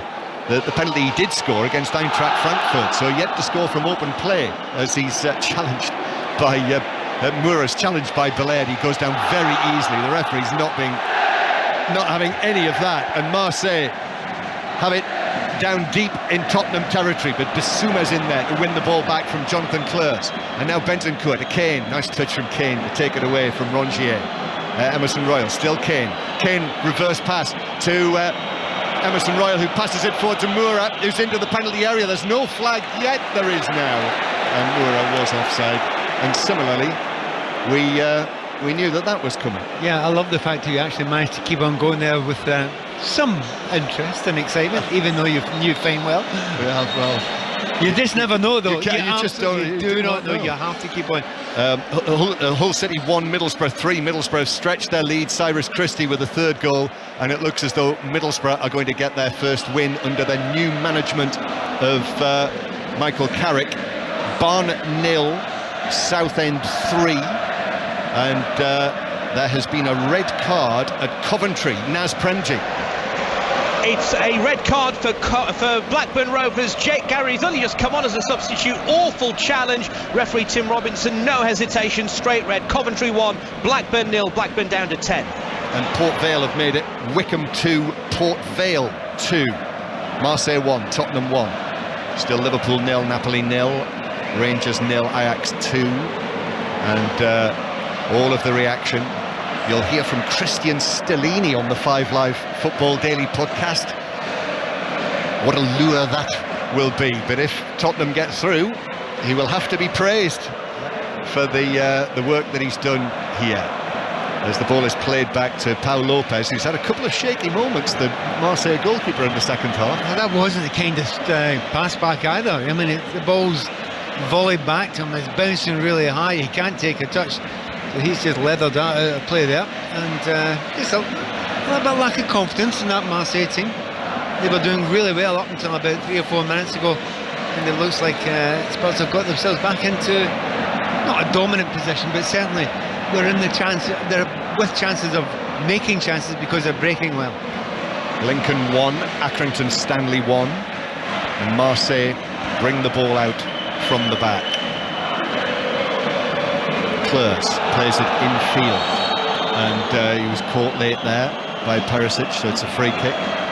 Victoria Plitzen 2, Barcelona 4 now. Pablo Torre with the 4th goal for Barcelona, and the referee has actually come across to the Tottenham bench. No, he's giving the coach a yellow card. Christian Stellini's got a yellow card. I think Stellini's got a yellow card. I thought it was someone behind Stellini. The referee couldn't. Yeah, no. It was Stellini. And he's also pointed to another member of the Tottenham coaching staff, presumably Ryan Mason, who is sitting somewhere out of sight underneath the blue top of the dugout. So it's a yellow card for Christian Stellini. Oh, he's walking a tightrope now. He is. Can't get another one sent off, surely. So Antonio Conte's face, incidentally, normally when his team score and he's on the side of the pitch, you cannot contain him. He was totally straight-faced when Longley scored the equaliser when the cameras picked him out in the director's box. Tottenham bring the ball forward with Moura. Moura holds onto the ball, gives it back to Emerson Royal. He's frustrating you, Pat, I can tell. Well, there was a ball on. It was on for half a second, but it was on for Harry Kane. And there was a slide rule ball. I have an idle one, but it was on, and Kane was through 1-on-1 with the keeper. Had that been Son to Kane, the ball would have been played. Had that been Kane to Son, the ball would have been played, but it wasn't. It was Moura, and he just didn't see the ball on time. And Kane, he wasn't furious, but he was disappointed. Nice touch from Bissouma into the space on the right-hand side. Dyer bringing the ball up, but his ball into the area is easily headed away by Bellardi, and Marseille will bring it forward. Do you know, I can see a bit of tiredness in this Marseille team. If they're going to score, I suspect they're going to have to score right soon, because there is a lot of tired legs out there. They've not been able to close Spurs down, although I have to say Bentancur is basically running on fumes as well at the moment, but at the moment there's a lot of tired players out there. Another change. We knew there would be a change. It's in the other match in this group, and now it is Sporting 1, Eintracht Frankfurt 2. So it is the Germans, Eintracht Frankfurt, the winners of the Europa League last season, who would be going through as group winners, and Tottenham would be going through as runners-up. They were out of the group 2 minutes ago, or 10 minutes ago. Well, they're now going through as group winners. Wow. And Bayern Munich 2-0 up on Inter. Another goal from Eric Choupo-Moting, the former Stoke City man, who has gone on to great things. Marseille 1, Tottenham 1, and Marseille. That's an indication that things can very quickly change. One goal would dramatically change it. A draw is enough for Spurs to go through, and that's what they're getting at the moment, and they're going through as group runners-up now. Here's Bissouma across his own half to Højbjerg, and then Dyer passing it forward to Emerson Royal, and Emerson Royal now over the halfway line turns and gives it back into his own half. Space, gaps, ability to hold the ball, management of the game, all the things that didn't look possible for Spurs in the first half. They can now do that now. They're holding the ball better. Bentancur curling a ball over the top for the run downfield. It's Longley, the central defender and goal scorer, who is the player racing onto that like Son Heung-min. But it shows you the belief they've got at the moment. They really have grown it. But nice turn though from Arit, who plays it through to Alexis Sanchez, then back to Arit again, and now there's space opening up for Marseille on the left-hand side with Nuno Tavares, and he gets the ball under control and then crosses it straight into Emerson Royal with hands crossed behind his back in the modern way to block it for a corner. A really good break there, and of course with Longley really struggling to get back after being so high up the pitch. They were out of shape slightly. Gives us a chance for another corner kick. Those fans behind the goal still all bouncing up and down. They look as if they believe it. They expect it actually. Yeah, it looks like the stand is moving, the way that they're all gently bouncing up and down. The corner right in front of them. Hugo Lloris on the balls of his feet. Here's the delivery. It's played into the near post. Bissouma went for the header. The ball looped up in the air, and then Lloris is able to come and catch that quite comfortably. So it remains Marseille 1, Tottenham 1, and we have less than 20 minutes to play. So Spurs are less than 20 minutes away from confirming their place in the last 16. There's going to be a whole bunch of changes soon, I think, for the opposition. Is that Harry Kane's gone down with a face injury as well now? Yeah, on the halfway line. And I think the referee will stop play because Harry Kane is holding his face. And Marseille are going to... It's very similar to the Son one, wasn't it? You know, Son one, he's come across it trying to get in front of the centre-back, and it's got a little one in the back of the head. I don't think it looks as bad as the Son one, but he's still not got up yet, Harry Kane. No, and Sead Kolasinac is coming on, so another former Arsenal man. Jingo, who came on, is going off. Yeah. Also coming off is Jonathan Kleurs, and Issa Kabore, the young Manchester City man. He's on loan from Manchester City, will come on to replace him as the right wing back. So the number 29, Issa Kabore, and the other change, or have they just made two? Under will come on for Veretout. So Veretout is off, and Cengiz Under, the former Leicester City player, winger, Turkish international, who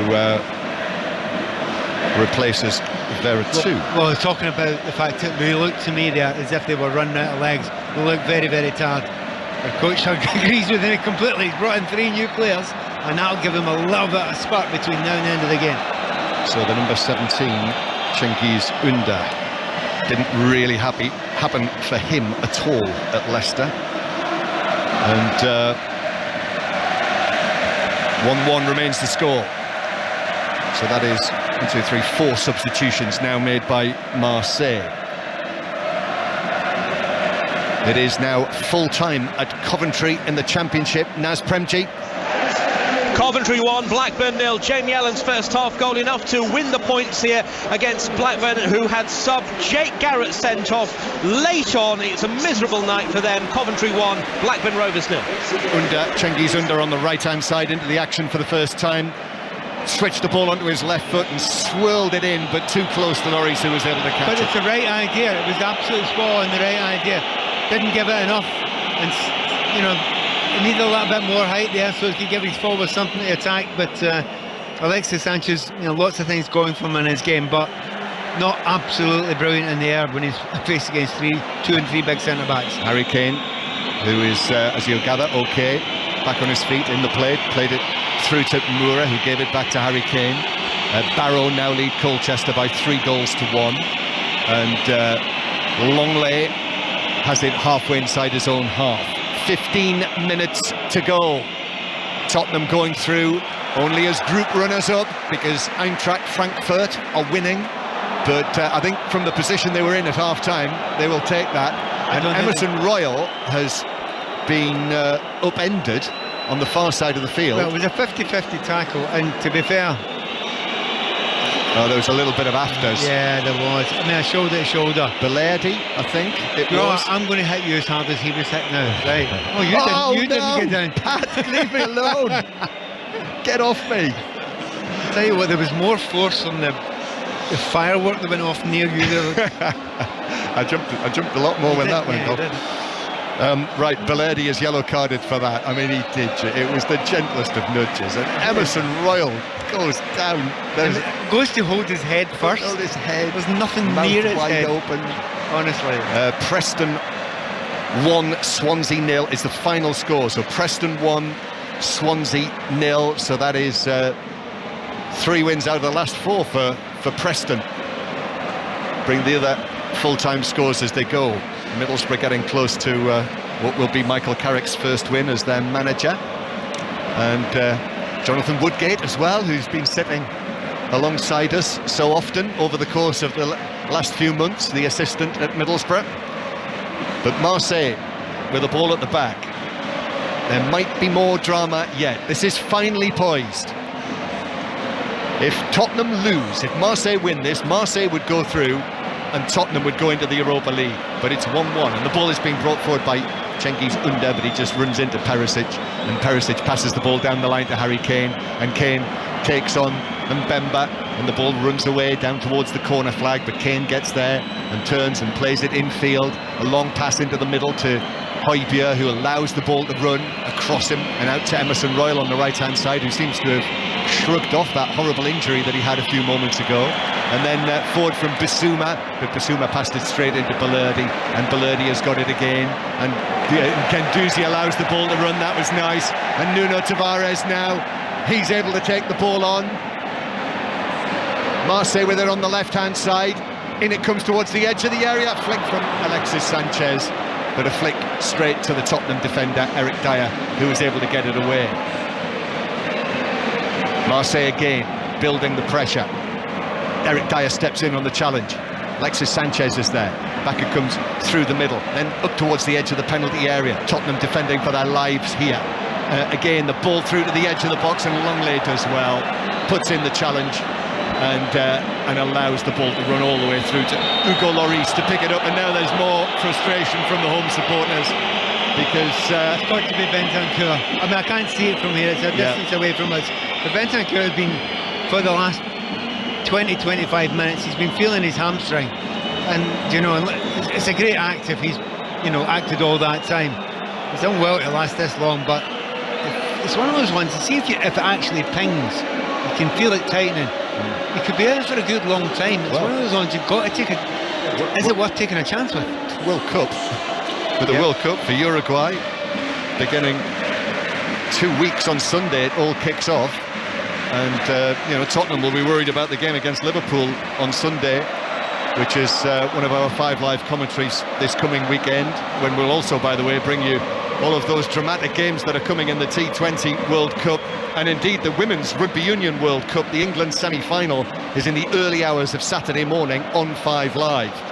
But Bentancur still receiving treatment. He'll have to leave the field. Let's go back to Anfield. Will Perry. When Liverpool have the lead 5 minutes from time. A corner from the left, a header from Van Dijk. It was spilt on the line by Merritt, very nearly crossed, but Salah was there to stab it home. It's not going to matter too much in terms of the group. They need to win by 4 to finish top. They're going to be unseeded for Monday's draw. 1-0 Liverpool. Very interesting pictures from the screen that we've got in front of us here, which look like Antonio Conte is giving some instructions that appear to be being relayed. Really? To the bench. He's actually sitting next to Greta Steinsson, the Tottenham performance director, but there's another coach on the other side of him who seemed to be doing something with his phone, it looked like, anyway. while Antonio Conte was talking to him. Here is Bissouma to Bentancur, who's still going, and Bentancur pulls it across, looks for Hotspur, hits the crossbar with his shot. Oh, that was so close to winning the match for Tottenham, but the width of the crossbar, and again this Champions League Group D throws up another twist. Well, the game was over then. That goes in, there's no way you could see Marseille getting it back, and oddly, that actually might give Marseille a lift. I thought, well, that was us out there. Had that ball hit off the crossbar and gone in the goal, and by the way, it was probably Spurs' best move of the game so far and deserved a goal, but they know that they've been given another lifeline, and oddly, I think it could lift them. Ball onto the edge of the Tottenham penalty area, but Bissouma turns and plays it away. Now Kane passes it forward into the path of Hotspur, and Hotspur has the ball on the right-hand side. There are men through the middle for Spurs in blue, and the pass comes into Lucas Moura, and Moura 20 yards out, and it bounces to Kane, and Kane could be in! Oh, but that's a super challenge by Mbemba to take the ball away just as Kane was looking to shoot. Oh, he had no right to get that ball. Kane had put his body in the way, so you make sure you get your body in the way. He can't surely get to the ball there, and somehow he slides low with his right foot. Kane doesn't even complain about it. He knows that was another goal-saving tackle, and Marseille are living dangerously here, but they're still not out of it. Still, Marseille 1, Tottenham 1, and it's still Sporting 1, Eintracht Frankfurt 2. So it is Eintracht Frankfurt and Tottenham going through in that order. And Middlesbrough have won.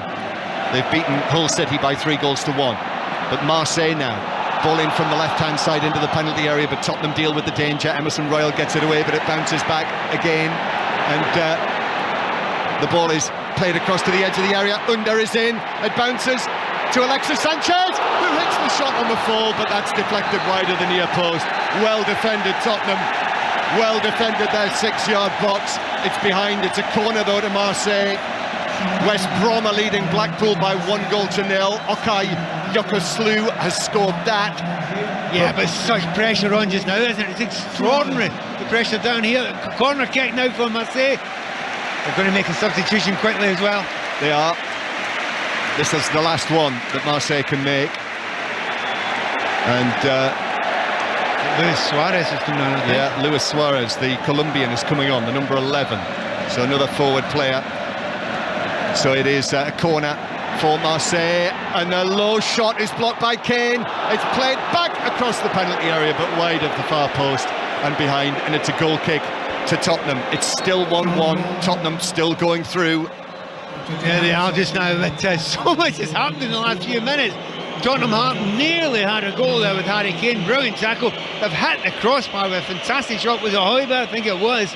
And then just another little chance there for Alexis Sanchez, which was brilliantly defended. Well, they're going for it, both these teams, right at the end, and it's getting better and better as this game goes on. Oliver Skipp is going to replace Rodrigo Bentancur, and that is taking as long as Tottenham can make it take. It was Rongier who was replaced, by the way, by Luis Suarez. And while the change takes place to Ibrox and Gavin Wallace. Yes, we've had a lot of action here, John. Rangers 1, Ajax 3. Rangers had a penalty a couple of minutes ago. Tavernier stepped up straight down the middle and literally straight up from the centre. Ajax went up the park and made it 3-1. The substitute Francesco Canciao has come on and scored. Rangers 1, Ajax 3. Marseille low cross into the box from the left-hand side, but that's deflected away and behind. And it is a goal kick to Tottenham. Final scores in the Championship. Hull City 1, Middlesbrough 3, Luton Town 0, Reading 0, and Preston 1, Swansea 0. Still Bristol City 0, Sheffield United 1, and as I just mentioned, West Brom 1, Blackpool 0. So we have less than 6 minutes to play. Eintracht Frankfurt going through as group winners and Tottenham as group runners-up.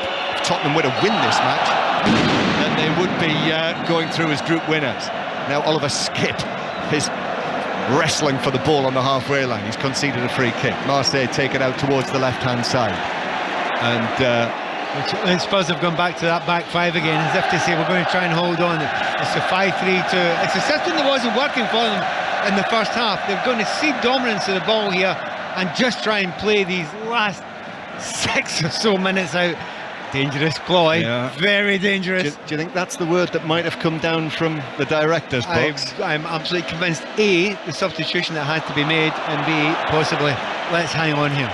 The ball's carelessly passed out of play over there on the left for a throw-in for Spurs. And they want the ball back from the crowd. There's 2 balls now on the pitch. Marseille have to go and get rid of one of them. And Emerson Royal to take this throw-in for Spurs up the far side. Harry Kane challenged in the air, and then it's flicked forward for Marseille but cleared away by Eric Dyer.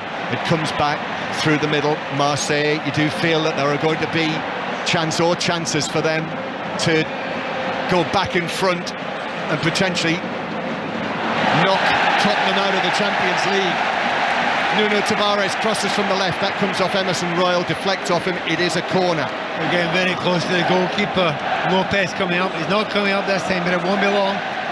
Still 4 minutes to play. Marseille take the corner short, then it's rolled across for Mbemba. Mbemba now to the right-hand side, where Issa Kabore is now, this 21-year-old Manchester City man who scored actually at the weekend against Strasbourg. Here he is, playing the ball to Guendouzi, and Guendouzi's ball in is cleared straight up in the air by Longley, and then Kabore heads it forward, and Tottenham should clear, they do through Basuma, and the ball just drifts out of play. Kabore takes a quick throw. Guendouzi challenged by Skip. Kabore has got it again, and he's got support there from Under, Cengiz Under. Oh, that's a good ball in! Oh, and it's headed down and wide at the back post.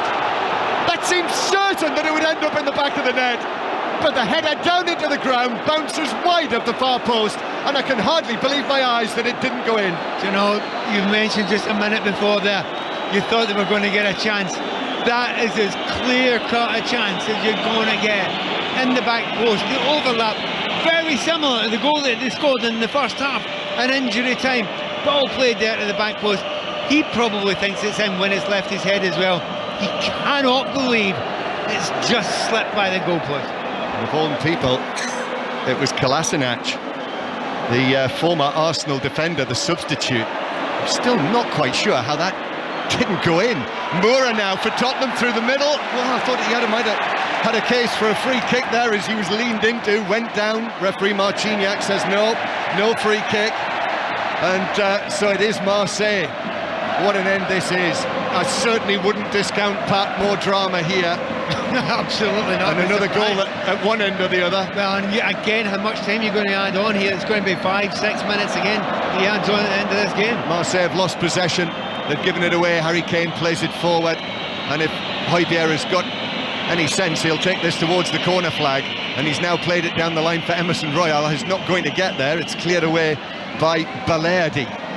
And Marseille raised themselves again.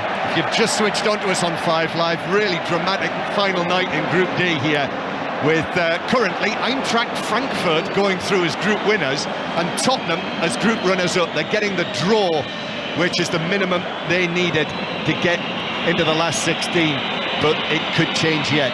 Ball played back to Oliver Skip, and Skip to Ben Davis and Basuma.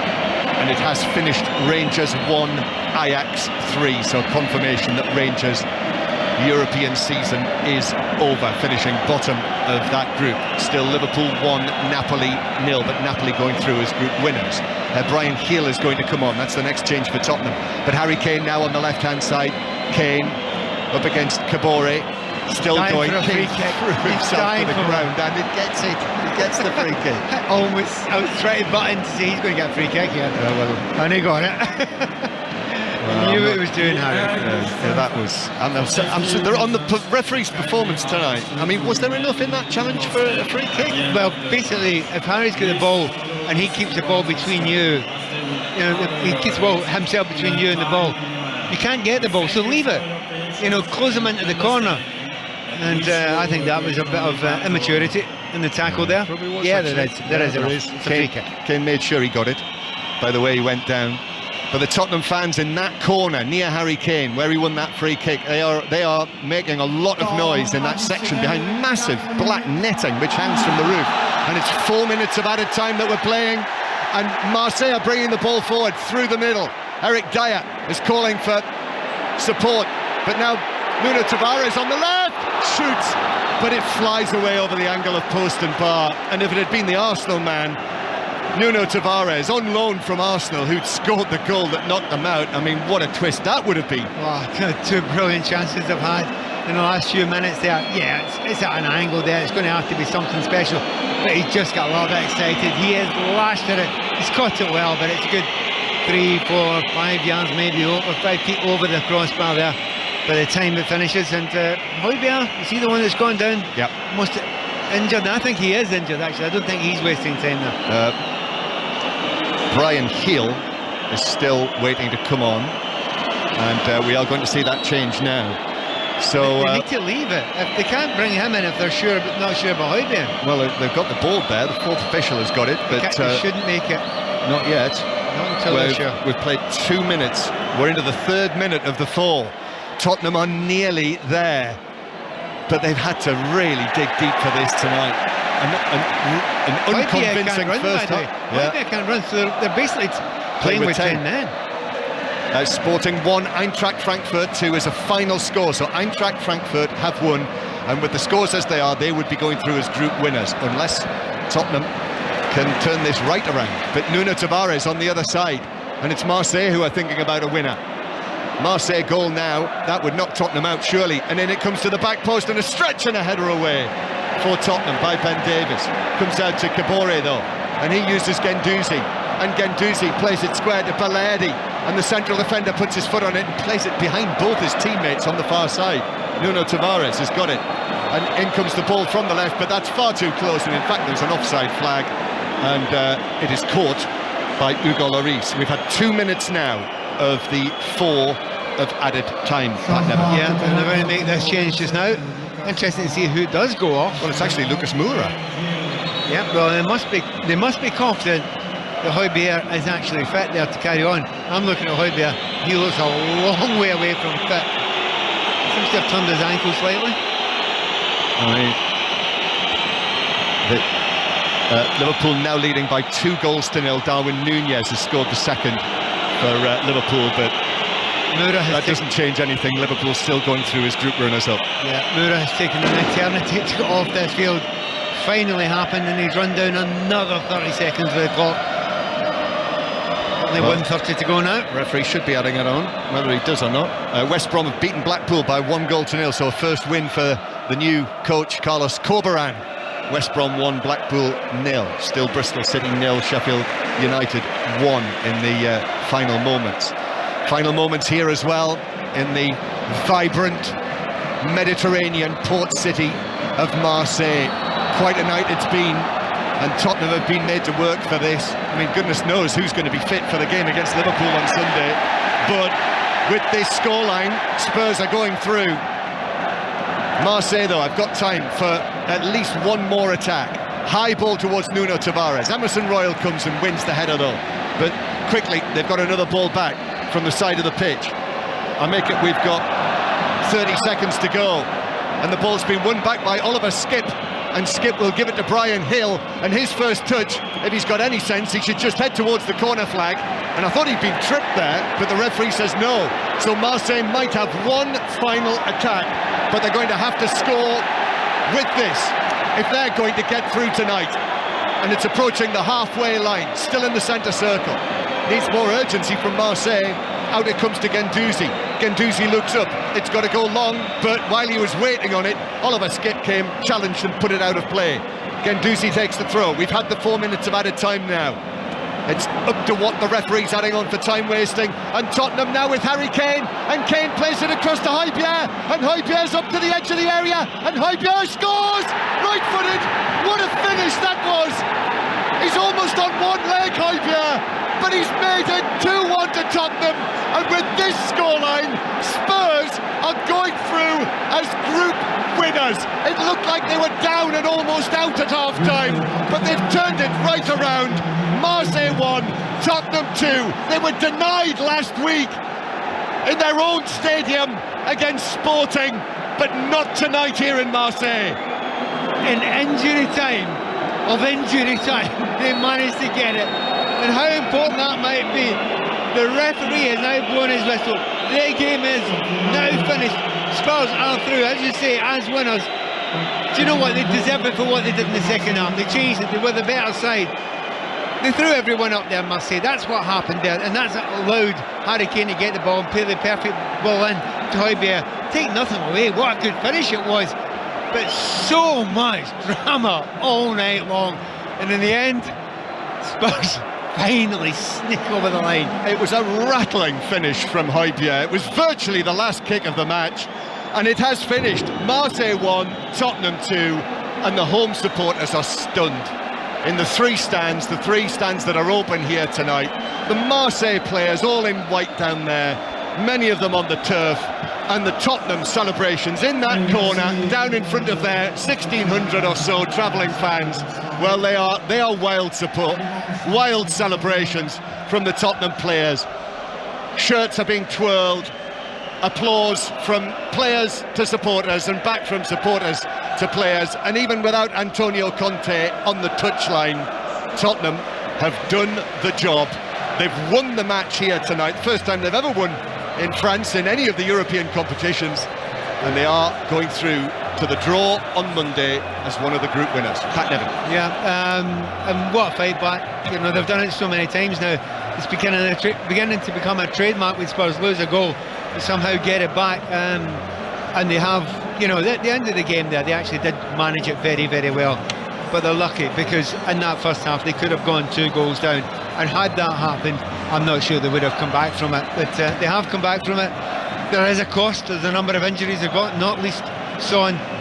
But it doesn't matter how you do it, you're through. And by the time they get to the knockout stages, the players they might have back by then will make Tottenham Hotspur a very dangerous proposition in this competition. Well, I had a feeling that it might be dramatic tonight, and it was. Final score here, Marseille 1, Tottenham 2, Tottenham through as group winners, and Eintracht Frankfurt as group runners-up.